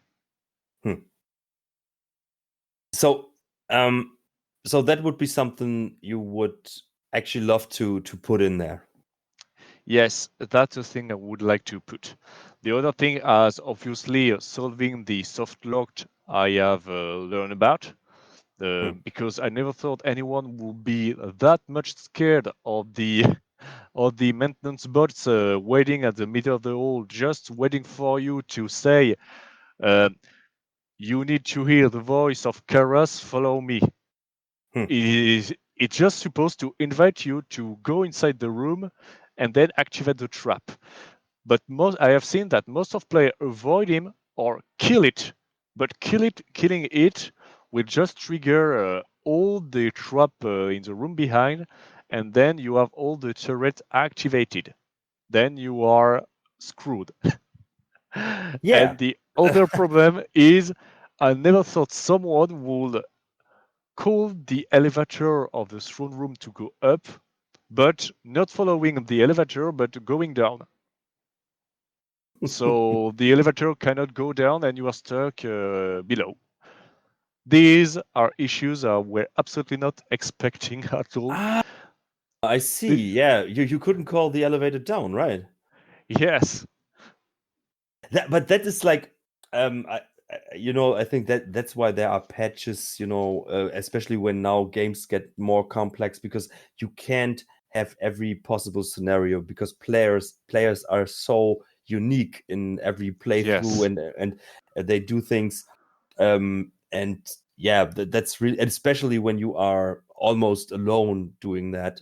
But it's just a simple thing. That's really interesting. But what I liked is that you thought, for example, if you are up and the elevator is down, then there is that way that you could still, the bridge, you could still access the two sides of the upper area.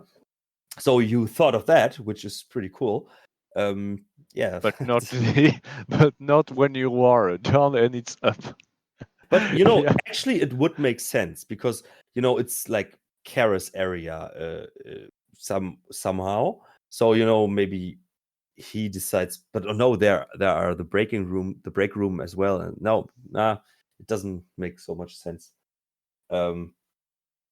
Yeah, but yeah, so you're planning on a revisioned version, Yes, and that's cool.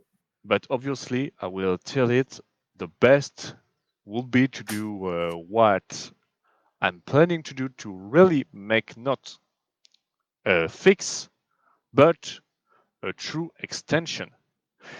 I'm working actually on a script to add the system shock mechanic of area, going into a different mission file and having all your change in the other area saved, and then you can go back to it and face the consequences of the change.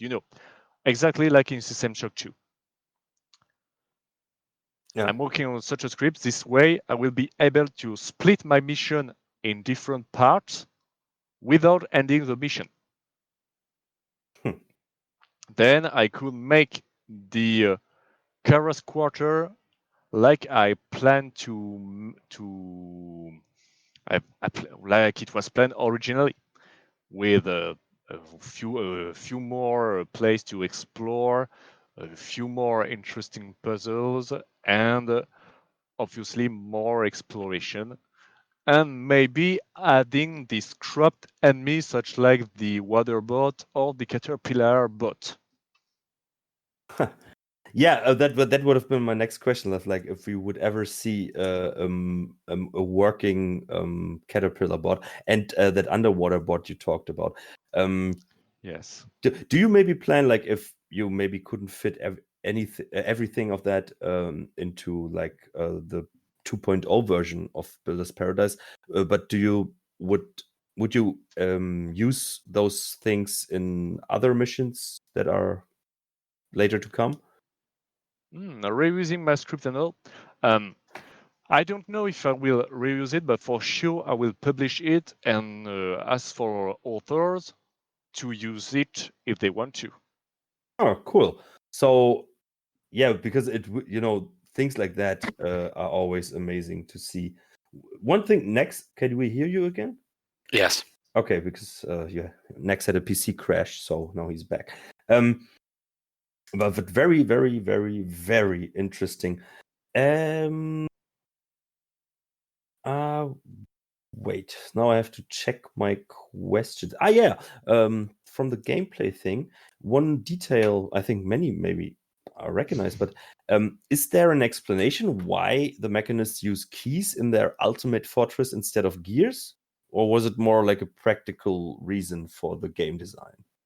It's a practical reason for the simple fact I used gears as objects for decoration or even loot. So if you cannot make difference between the key gear and the decorative gear, it will be the rebellion on the on the command. So I prefer to play safe and use keys. This way, you see a gear, it's a decoration or a loot. You see a key, it opens door. Or a weapon, right? Or a weapon, but it's an Easter egg. Oh yeah. Yeah, but I saw in the playthrough I watched, I saw that he had that. So yeah, very cool. So I want to add something to the gameplay side. I feel like it's not a lot of times that we see new how would you say, advancements on the weapons. At least we had wind arrows in the, what's the name of the mission? I don't remember. you mean Bridge. Ravenna? No, it's Wind arrows. wind No, arrows. It was ice arrows. Oh, TDUX arrows, you mean? With the ice arrows, confusion No, there arrows, were wind light arrows. I arrows. remember that, but I don't remember the mission. I'll find the mission and speak up later. But rarely we have those kinds of advancements in the missions, and I really enjoyed. I didn't try it. You spoke before that if a player wants to go with the style of killing the enemies, you give him that option, and if he wants to sneak around, you give him that option too. So I chose the first option, right? I always sneak around, but then I saw the numerous playthroughs, and a lot of them were killing machines. I never liked the fire arrows because of the sound they make. It's a real big explosion, It's not really thiefy. But the corrosive water, I thought was a good compromise, right? It's just like you said. It's like a water arrow, but for the machines. Of course, machines breaking up do create a little bit of noise, but that was much better, at least for me, than exploding everything. Yes.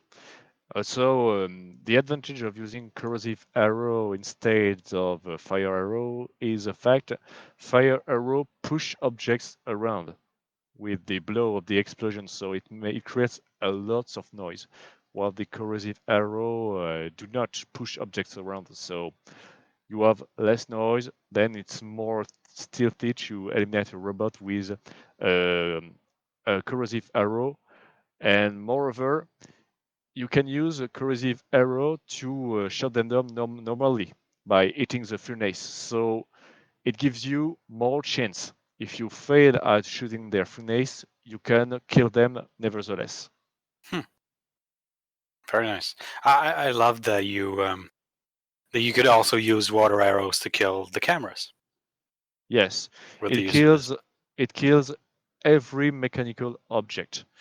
It can even kill the master servant, but it's obviously less efficient. Blackjack is still the best option. All right. So yeah, that part was very nice. Nice to see. Playing around with game styles, creating options to use the tools that we know in a different manner. That's perfect. Yeah. But I also want to compliment you that even for the ones that don't want to go about with this play style, you offer a lot of options. I have not seen as many secret tunnels between areas to because whenever because how do you prevent just the player running around from making it easy for him? Because for the player who wants to combat, you want to incite combat. You want him to meet a lot of these machines. But for anybody that wants to sneak around, you don't want him to wait in a space or time it really really tightly so that he can go around the corner. But that kind of player can always look, and there's an opening there, and there's an opening there, and there's a vent there, and many times I've been able to pass difficult areas just by looking around, and I feel like many authors fail on that, but you really proved yourself there. It does support numerous playstyles. I love it. Thank you. Indeed, yes, I have noticed, of course, that players don't have the same level in matter of playing a stealthy way. Some are a bit more noisy, less patient. We don't play the same way. So I really tried to make a mission which is hard because the Builder Paradise is a hard mission. It's intended since it's supposed to be a end game like mission, and end game like mission should be hard. You can see it in every Thief game. The last level of the mission is always the hardest, and it should be playable for the most. So this is a reason I try to make most of players able to get through the mission without getting frustrated or stuck because of the difficulty. Unfortunately, I cannot be perfect on my job. Since the point I feel like I failed with the player, in the fact, several players think my mission is a key hunt, which has never been my intention. Sorry, I but didn't get they think your mission is what? A key hunt. Oh, a key hunt. Yeah. Yes, No, key hunting, looking for keys and opening doors for the entire mission. I can agree with those players because what was a bit frustrating for me and maybe stopped my progress, I had several keys, but I also had the same amount of locked doors, but none of the keys worked on those locked doors I could access. So, but I know that I missed one area to explore, and that was, it was my fault. But for me, at that point, it was like that. Like, I have 3 keys. Like, I don't know, was it the control room, the cool room, and okay, the cool room I could access, but I was like, oh, there are many closed doors, and I could not access them. What was the door you were unable to open? Oh god damn. The maze is a problem for me because how to explain which door I mean. I think one was when you come from the library, where I think it was like that. Where is that bookshelf that's on the floor? And there's one Yes. robot running around. And then when you get out of that area, there are, I think, 2 double winged doors, and the right one I think is open, and the left one I couldn't open at that time. It's just one example, but You mean it was at the first floor? Then you had the balcony, and down the balcony there was the man cut by the turret. In that's that case, the key you were missing was the factory key, which find yeah. nearby arena book. That was the factory key, right? No, but I think this was not a problem of your design. It was just that I couldn't find it. It was my fault. It's true. I've been a bit surprised to see at least 2 players stuck because of factory key, because they just certainly played too fast and didn't saw the book and the key in the middle of the room placed on the chair of the security room. It's a bit puzzling me. Maybe I need to enlight better the chair to make it more clear. I don't know. Sometimes there are things player miss and don't get. This is something which is puzzling me a bit. This story of the missing key and people thinking my mission is a key hand because they have many doors they don't know how to open. I think that's a problem with Thief in general, because Thief, I think that's why it's still active with the community, and still people are still coming to Thief. Just that year, there are new people, and because you can play it your way. But of course, Yes. playing your way also means that not every mission design or everything is made for every player. So Yeah. and for me, for example, with all those, this mission is very upscaling. There's many floors, and it's very confusing, a bit maze-like. And yes, Thief 1 players, for example, loved that. That's why they love Into the Yard for whatever reason. And but for me, it's totally not the way, because when Next was like, yeah, I think it's the room above the kitchen, I'm like, I don't even know what is above the kitchen. I'm just happy when I get back to a place I wanted to go. So, but that is me. And for another person, they take their time and they really like to suck in the map in their head, and and they totally know where they are. And you can't make it for everyone. I think this mission is for real hardcore players. I don't agree In that some way, much. I think the thing that may make everybody agreeing and maybe enjoying the mission will be certainly what you mentioned, having a better map, because now you tell it, I remember that the Builder Paradise map is just shitty. You can notice it at the first sight. It's a map I have written on a paper and just scanned and implemented the game quickly because I just didn't have the time to make a decent map. So this is a thing I could at least improve so people will get less confused in the place.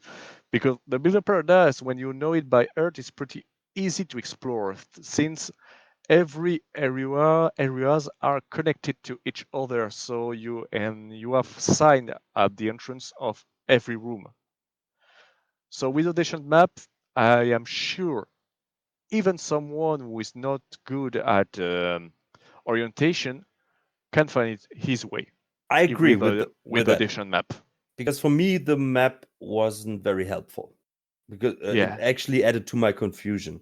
But this is not a criticism, because actually I really sympathize with the way a Thief presents its maps, because it's not like, in new games you always have that arrow that points you where to go, and you can already see the marker in your interface, and of course that if you would have that, Builder's Paradise would be I don't want to say a piece of cake, but it would totally kill the charm. So I think the way you did it, it was your first intention, and I think so many people loved it. It was P2,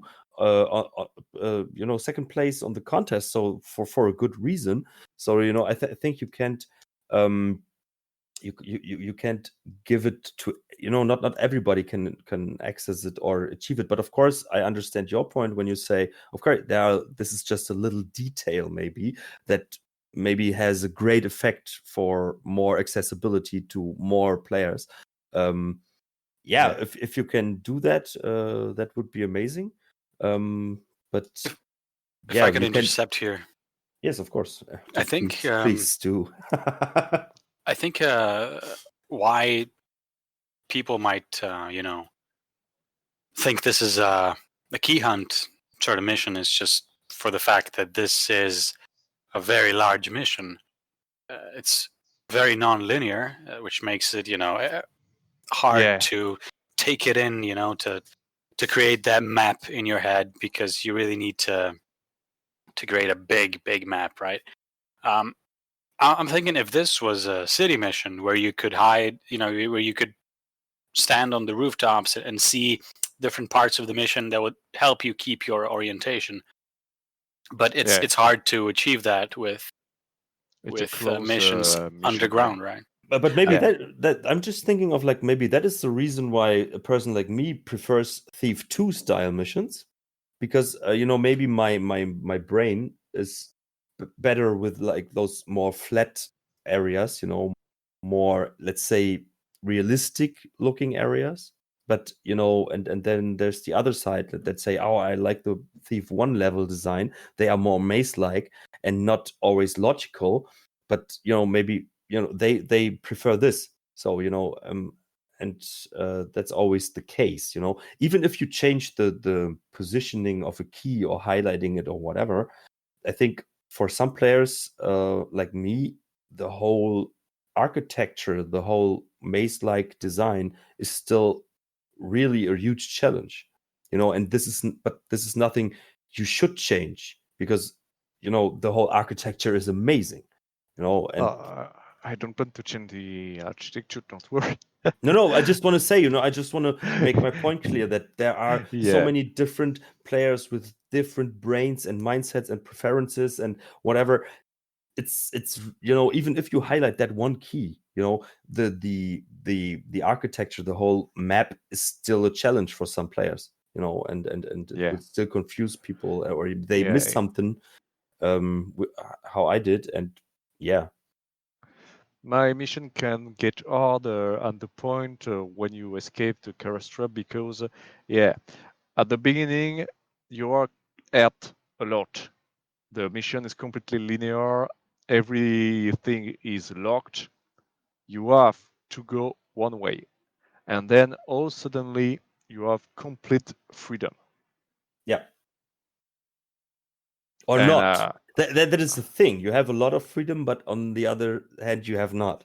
You know what I mean? Like, there's always something that's a threat to you, or you can't open it and whatever. But yeah, I don't want to because it sounds a bit too harsh. You know, this mission is amazing, and I love it for what it is. You know, even if I couldn't finish it by myself, I can still see what how great your work is behind that. Can I have one question because I don't want to forget that. You can see Keras on different windows, right? yes. I think it's just a simple thing, but there are different copies of there are many Kerases standing around in that mission No, on the different windows.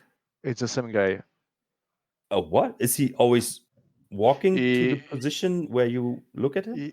If you go into his quarter, you can see it's the same room. Karas, obviously, to make sure he's well positioned and instantly well positioned, I use a teleport trap to teleport him correctly in front of the correct windows, depending on where you are. But it's not a different Karas, it's still the same guy who just got teleported to the right window to look at you.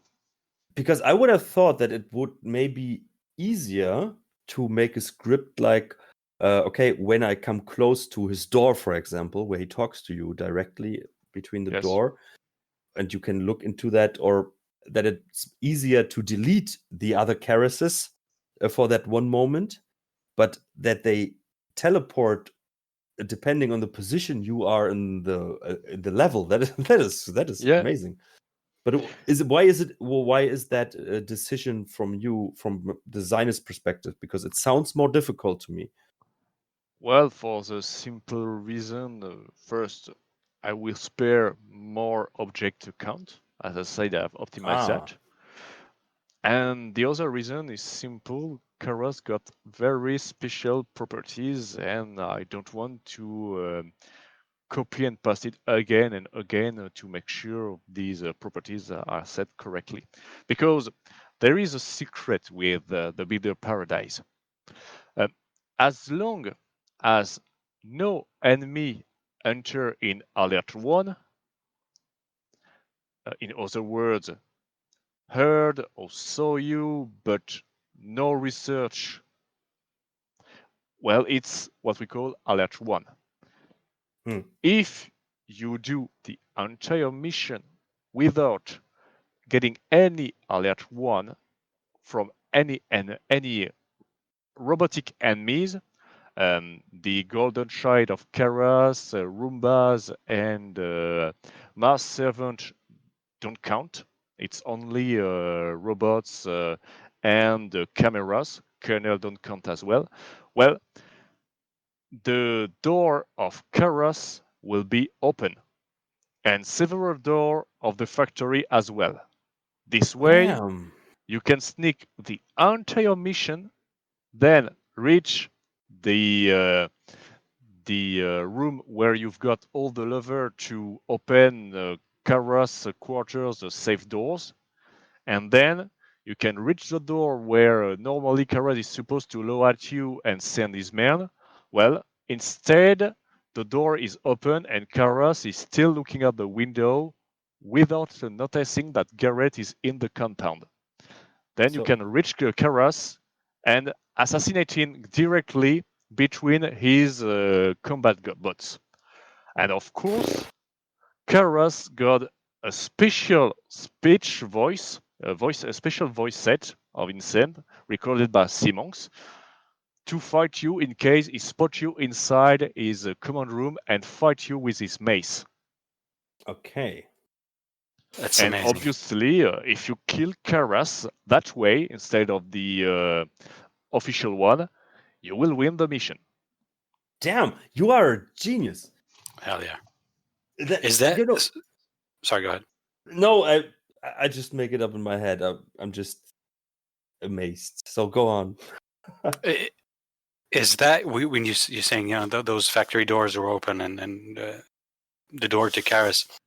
Yes. When you get spotted, and the first time you see hear Karas speak, that's the trigger for closing those doors, right? It's already triggered. The trigger is when someone thought he saw you or heard you. If a robot go to alert 1, no matter the reason, the door will instantly lock, and the trigger where Karas say, "Haha, you are here, Garrett." Yeah. It will happen.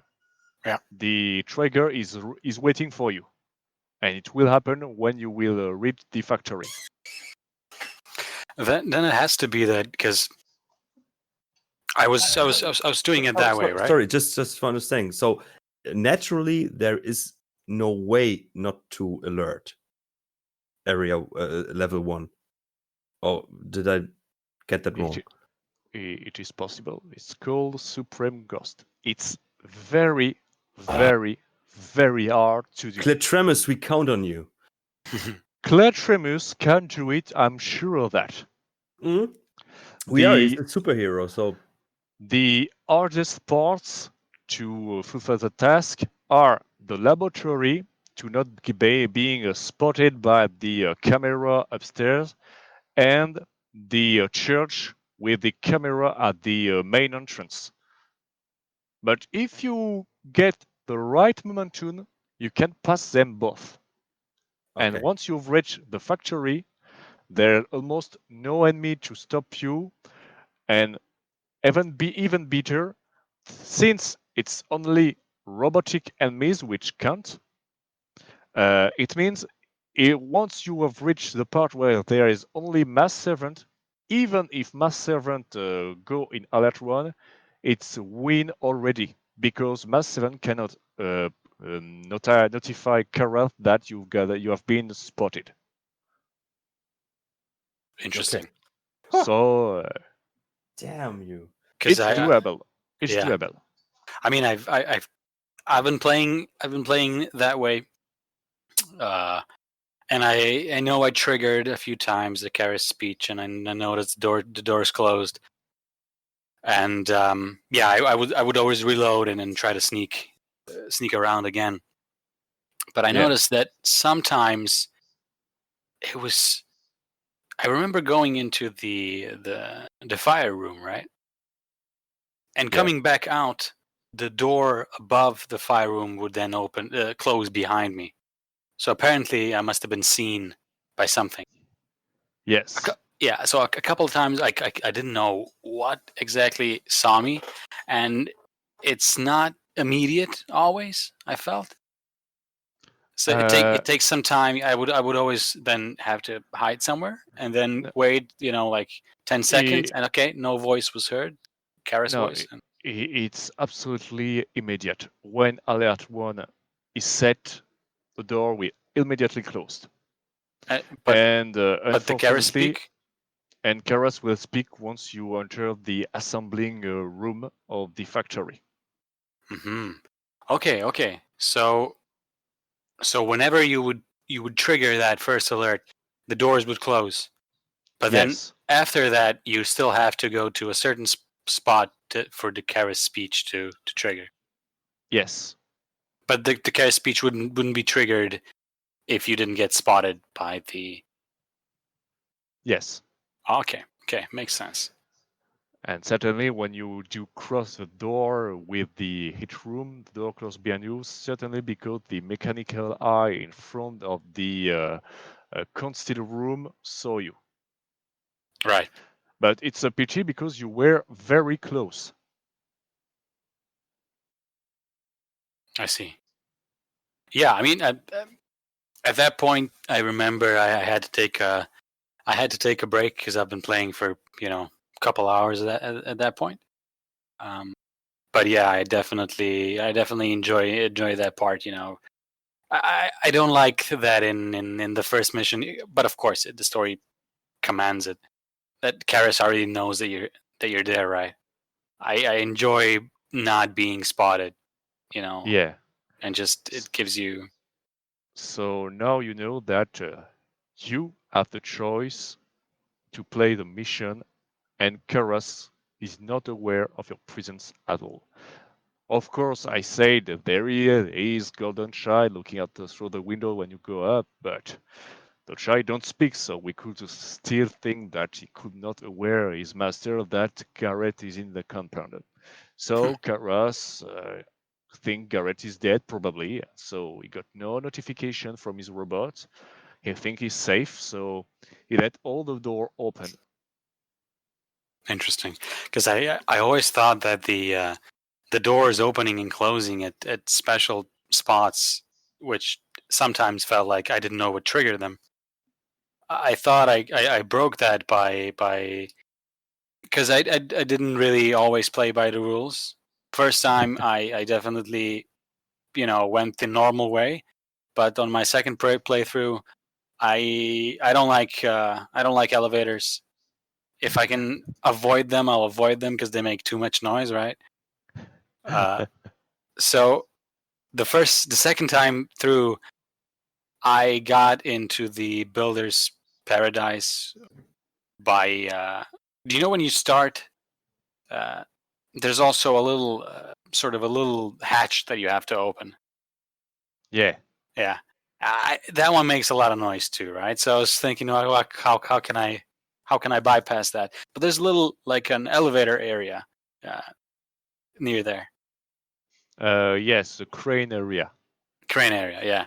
So I would elevator up there, right? I would get up there by stacking objects, and then there are two doors, and then you can explore further. But the one still leads you, the one that's actually openable, still leads you to your normal path. But the other one is actually meant for the exit path back. Yes. At the end. So I glitched through that door, right, and then I got into the. So I never had to go through the elevator, but I went back out still just by through the other way.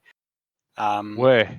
And I thought that the doors closing at certain times and Kara's voice randomly sometimes starting to speak. I thought that I screwed up something with the scripting by going, the wrong way into the mission.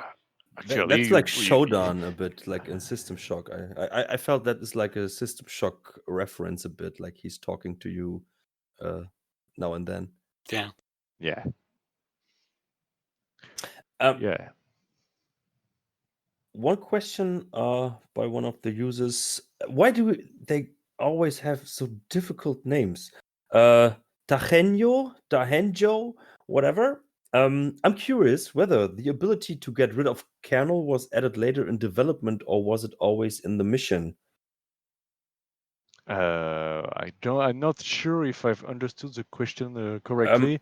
The ability to get rid of kernel, was it added later in the development, or was it always part of the mission from the beginning?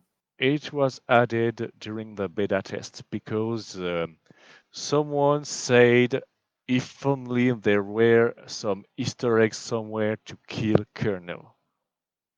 This is a reason I've added these magical gears hidden in the destroy part of the city. Because kernel is supposed to add some more stress in the mission, and without him, the mission is not as tense as it's supposed to be. It is, but yes. Well, we should admit it. There is not that much mission with a constant threat. I really want the player to feel unsecure, and added kernel really is supposed ready to help. He was not supposed to destroy your game, just to make you think when you are in a room. Don't stay for eternity inside that room. You have to move on every time. Yeah. If you stay for too long in a room, kernel will find you. Sounds like fun. Yeah. I had a moment the idea to kill kernel after shooting him a crazy amount of acid arrows, but my beta tester told me it was too OP and too easy. They told me you will be sure every player will do this. So they told me, don't do this and just hide the weapon. Okay. So yeah, this is what interesting I did. choice. Yeah. I always like it, like how beta tests change some really significant points on a mission. That's so Dahenyo, your question is answered. One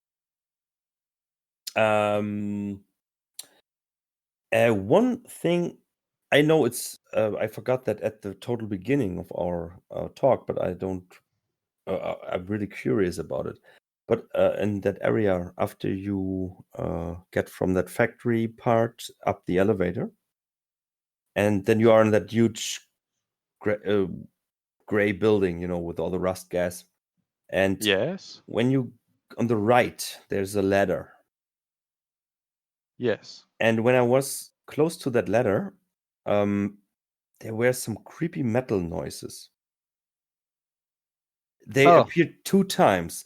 Is that a script? Was it on purpose? Was it to indicate something to me? But they got my attention, and I was curious and creeped what they might be, or are they just there for atmosphere? Actually, the rumbling room come from the entrance of the museum where you have all the rebels on the floor. No, not the museum. I mean, No. still. I Sorry. don't understand. I do understand your question. Okay. I understand it. And the sound have a crazy radius. So when you are close to the to this ladder, you obviously trigger the sound, so you hear it. This happens several times in the mission, right? Like sometimes when you are, I think when you are, where you hear a random Tethris voice message, and then when you are close to the wall, you already hear some camera or something. I remember that. Yes. Yeah. Some sound go through the room and walls, so you can hear them. But it's the engine. I can't do anything to prevent that. But well, But it it's added a not. lot to my atmosphere, so. Yeah, it don't destroy the atmosphere. And I must say, you have the rune of a belfry hanged above a pit stick to your buildings, so I think it makes sense. When you push your ear to wall, you can hear the building vibrating because of the weight of the belfry. So Great. No, but it's actually it was a lucky incident that actually added something to my experience. So interesting bug. There are interesting bugs sometimes, yes. There's a lot of examples of modding throughout the mission. Well, examples. The mission's pretty much filled with modding. Could you tell us about a few of your favorite or the things that you're more proud of in the mission when it comes to modding? Modding? By this I mean you had the special robot, you had the corrosive water, you had the fire room and the freezing room with the special breath. Well, you mean what I enjoyed the most to make in matter of modding? Okay, let me rephrase. So, okay. What parts of the mission are you most proud of? Okay. Well, I must say, it's not a question. I would say I really did enjoy creating the extraction room with the sound and animation to make the mechanical atmosphere very nightmarish. But in matter of gameplay, I should say yes, I'm pretty proud of the generator room, where you have the heat consuming your body while you're lockpicking the safe containing the electric elements for the optional objective for expert. All with right. the reddish atmosphere. The fact you're entering here, and when it's first time you play, you don't expect the script to happen. The feeling of the boiling water, like the coolant are not doing their job anymore. The generator is creating a smoke of their electricity everywhere, like if the generator was about to blow up because Karas is abusing too much on the electricity consumption of these devices on this factory. All right. Mm, It was pretty One more fun to do. yeah. One more thing I wanted to ask is you mentioned earlier that the building has some ancient history. It has some Hammerite heritage. Yes, Is that also the time when the keeper parts were made in that building? yes. The keeper part of the building is like every keeper spot, very old places. The Builder Paradise was, like most of Mechani's compound, an ancient Amarat cathedral that Mechanis has changed into a big fortress made to survive the end of the world with the rust gas, such like Soulforge, I see. but with the purpose to recreate the world after Soulforge destroyed it. Interesting. Yes. I With the mean, it's just mechanic. I didn't expect to come across a keeper hideout, but well, you never are. You never are expecting to find a keeper hideout, and it's always a pleasure to Especially Yes. when they see don't that. want to be seen. Yeah, I think that's even more what I said about Hammerite places. Like, you know, when you are in a mechanist area, you like Hammerite references, like, oh yeah. And when wherever you are, you see a keeper's place, it's like even more like, yes, you know, they are on your side a bit. Yes. And But yeah, it's always good. in my mission, I really put it at this specific position because I really wanted to destroy all players' hope, to make the drama worse. Like, you come out of the tunnel, you know it's a deadly mechanist compound waiting for you. You find out your city is completely destroyed. You saw the remain of the ancient Amerat order, which is obviously vanished since Civ 2. And then, to destroy the hope once for all for the curious one, you find out the Keeper hideout, and the worst thing you could expect, even the Keepers fade. The Keepers can't help you. They did not survive to the cataclysm. You are on your own. Even the Uh, Keepers cannot help you. I think you should maybe rename the mission like the Builder's Paradise / Garrett's Hell, Yeah. or the Player's Hell or whatever. Yeah. I mean, but it's really amazing to hear how everything is thought through. Yes. Even things like a small secret that perhaps 50% of players won't even see. And what I wanted to add to this is what I even recognize, or we all even recognize that during our playthroughs. But you know, you have so many unique ideas. Everything is so thoughtful, and you know, I was even impressed when you said like in the second area with the rust gas and the outside area that you have that psychological thing.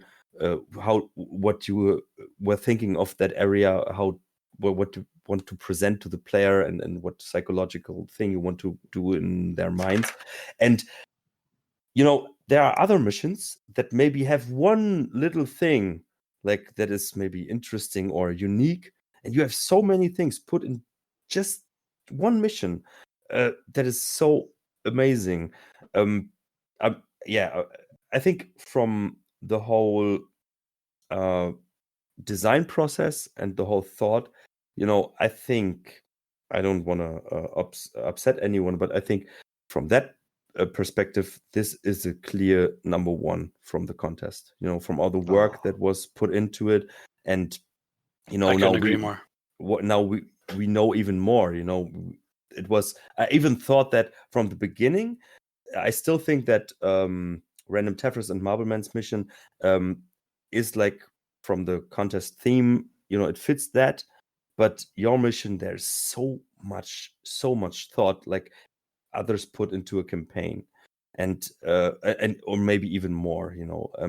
That outstanding. Well, the thing is, actually, don't make a mission to just be the number one. Actually, I don't care about the ratings that much of the contest. I have a story to tell, and I just want to tell it. Tell it. In my way. And then I use what I've learned from school and movies to make the narration, the telling of the story a bit more enjoyable. And I try to use, like most of authors do, the sound, but I also try to use the visual. And also, thanks to Dierka and Skaki, who taught me a lot while working with them on the Black Parade, the architecture is important to tell something. And there is many authors who disregard that. For example, why is my mission making player feeling uncomfortable inside? The place is clean, it's bright. There is, of course, sound which don't help, like the eerie or male sound you hear in the church with all the dust everywhere, like if the scream of the friends were still echoing in the room. But it's not only the sound which makes this make you feeling uncomfortable inside. The fact I've chosen to make rooms which are very tall and narrow. If you look at my room, you will see you can quickly go from a wall to another, but you have the feeling that the room is big because the ceiling is far away from you. You are tiny compared to the room. And when you have narrow corridors, narrow walls, but tall corridors, you feel oppressed. The architecture is literally crushing you. No matter if you have the most pleasant things on the wall, you could even add pink and rose and rainbow if you want to. If your room is tall and narrow, you will always feel uncomfortable. This is the key. This is using the architecture at your advantage. Yeah. But very, very interesting. But still, it's not just that one thing you put into that. There's so much, and I think we could again talk about 3 hours again about so many details. We didn't cover so many things, but yeah, this mission is too big for for one life. Oh no! Don't tell me too big. It's something someone told me when I was doing the world contest with Curse of Skull Goblet. Someone told me in the comment the mission was bad because it was too ambitious for a contest. Oh yeah, right. And I hope that got stuck to your heart. No, that is, I think we would love to see like a updated version, like where you could really finalize all your ambitions. Nah, I think he needs to. I want to see more projects. No, don't. Let me finish. Sorry. Because, like this is like your piece of art, and of course you had your thoughts, like with those caterpillar things and the way Kernel behaves, and I can totally see that you want, this was your ambition, and I know, like when you write a song and it doesn't, it sounds great and people say it's great, but you as an author, as an actor, an artist, you're still not satisfied with that one tone, maybe.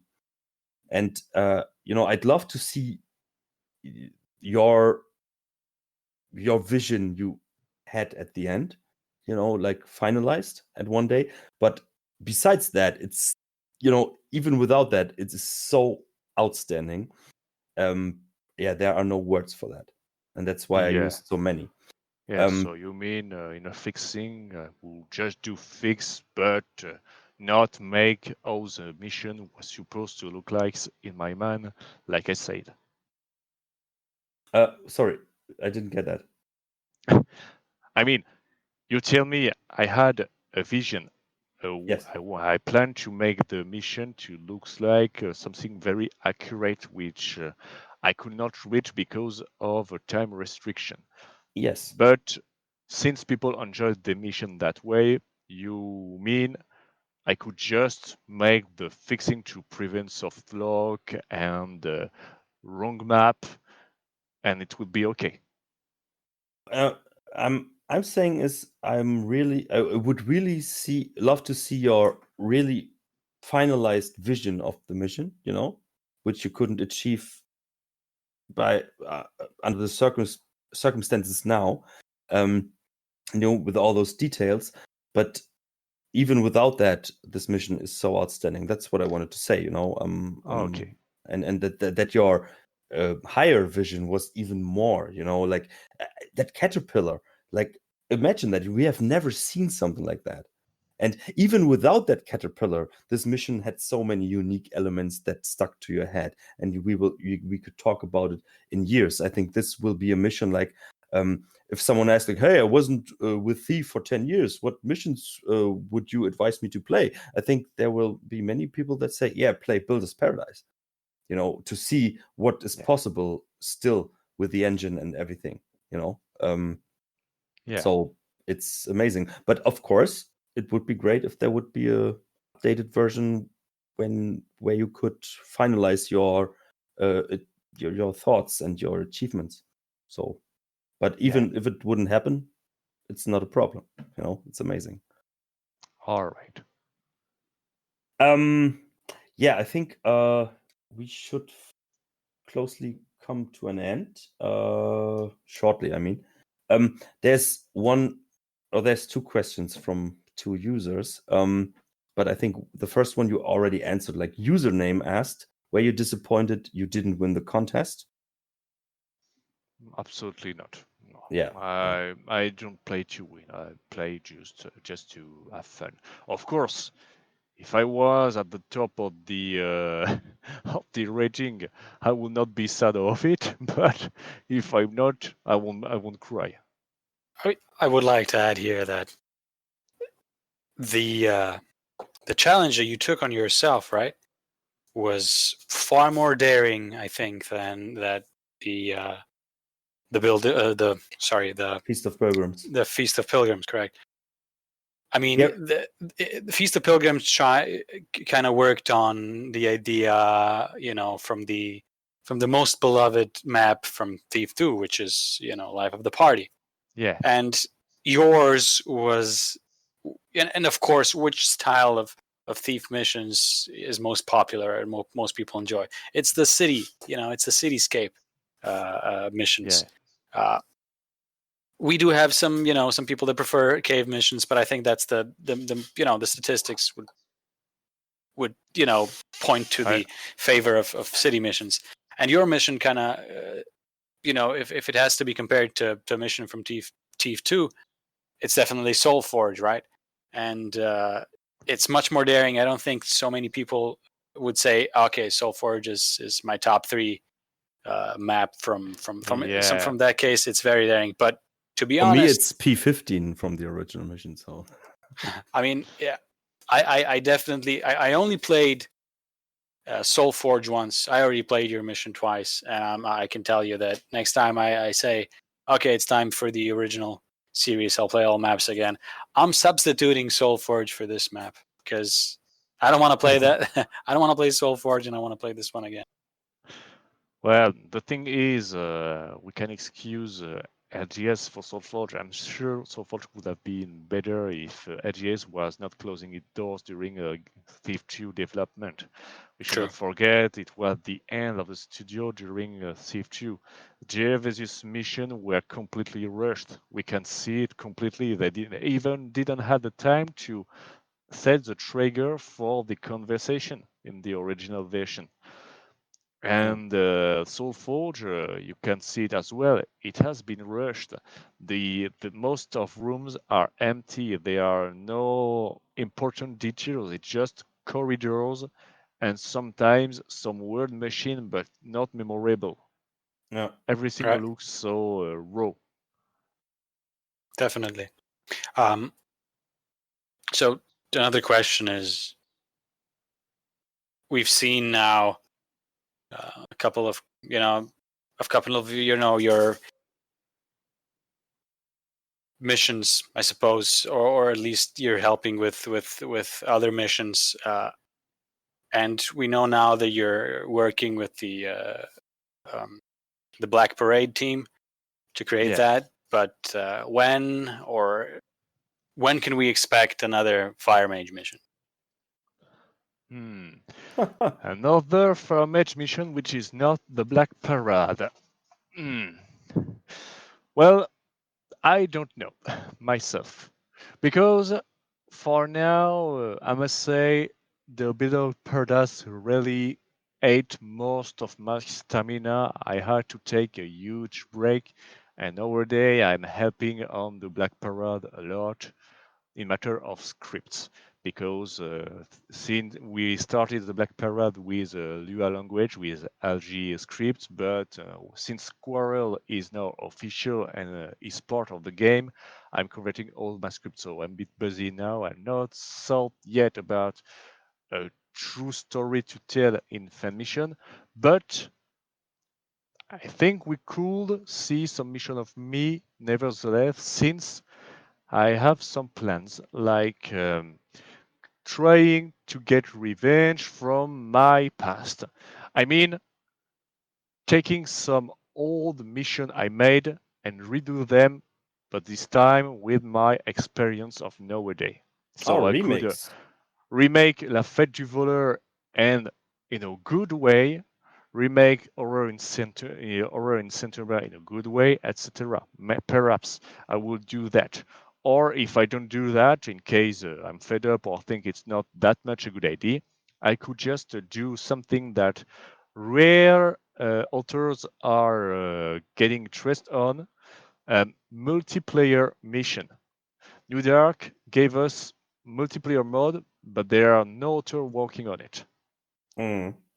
So I think I will certainly try things with scripts and play around with that mode, and perhaps trying to create multiplayer mission with the right scripts to have a mission we could enjoy with several players, like an undercover mission where you will have one guy inside who can't do anything but open doors for his friends who are outside but who are still thieves who are not allowed to be inside. You see the thing. There are some possibilities I could try to make interesting multiplayer mission. I'm not you have the skills and the creativity you definitely shown. Oh, I don't know if I have all the skills for it, but for sure I will try my best to find some interesting thing about multiplayer and maybe appealing other authors or players to get interest on the multiplayer mode which exists. So the New Dark team could improve New Dark and make the multiplayer mode more stable. I'm not the only one interested on multiplayer. Court is also interested on it and will certainly do something. I'm sure of that as well. Yeah, I'm pretty sure that for a normal mission you already have so many great ideas. So this gives you so many opportunities that haven't been done. So yeah, we can all be very excited for what's next to come from you. And yeah, we we will definitely check it out. So yeah, I think we come to an end now.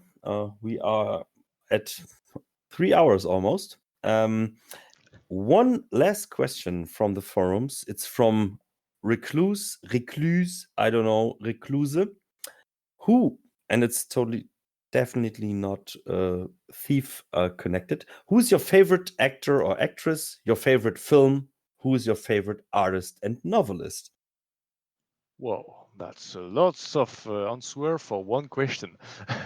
Yeah, you gave us a lot of mission for one mission, so please. Well, I must say, in matter of movies, I do enjoy several classics such like Matrix. I really love the franchise, even the Matrix 2 and 3 that most of people hate. I really do enjoy the visual and the global idea, even if it could have been better. There are some interesting speech on it, and the visual is just well done.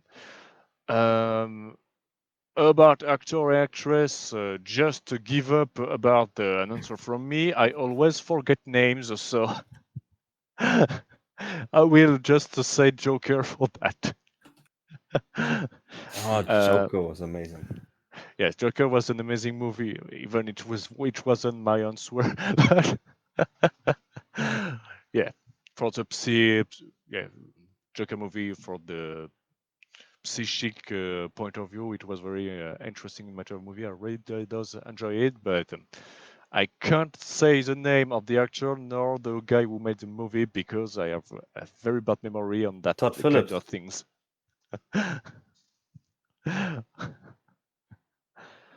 Were you still talking about the Joker? Yeah, the Joker's a It's movie. Todd Yes. Phillips. Todd Phillips and Joaquin Phoenix. Okay, I will certainly don't remember that. I will not remember tomorrow, but thank you anyway. Yeah, that's cool. Okay. What was the other answer they were expecting? Favorite artist or novelist? Artist or novelist? Or end? Well, I would say in matter of artist, I really love Georges de la Tour for his numerous painting, where you have the characters existing because of the light and nothing in the background but darkness. It really gives a good vibes, which makes the telling of the painting more interesting. A style we also find with Eugène Delacroix, which is also an artist I really like. These are my two favorite artists in matter of painting. If we should talk about any other art, I must say I'm pretty clueless. Matter of novelist, I must say I really enjoyed the Dorian Gray portrait from Oscar Wilde, which had the fantastic atmosphere, and also the novel from Maupassant, which are also very interesting as well, especially the Orla. Well, I think that's all that I can say about it. Well, I think actually this was way more than I expected. Okay. It's very interesting that you have so many stuff on your mind just by shoot. Yes, but as I said, there could have been so many hours more talking about that amazing mission. And your work in general, we could make like a whole series about it. But FireMage, thank you for taking your time and being so generous and honest with your answers and everything, and give us such an interesting inside view about the creation of Builder's Paradise. This was amazing, and I think maybe people who hear that might maybe even rethink their votes on the contest. Actually, I think that now. Ah, And yeah, it's amazing how many thoughts you put into that. So thank you for being part of this. And yeah, Next is also thanking you. He has to leave right now. I can do it. No, it's all right. You're still there. Still Okay. here. Yeah. Yeah, I Don't just confuse me on the chat. sorry. I just wanted to thank FireMage, the Frankenstein of robots, the MacGyver of Droomed, for coming here. And everything from well thought story, well thought atmosphere, the detailing on every part, the absolute breaking the limits in every direction. It's just it was a pleasure, and I hope to see another mission. Hopefully, or maybe not underground, but that's just a subjective preference of mine. But no, still, don't give him limits, because he even made us like a mechanist themed mission. So oh yeah, indeed. yeah, and when I'm making a city mission, people are still complaining about the claustrophobia atmosphere of it. See my Thief Gold anniversary contest mission. Yeah.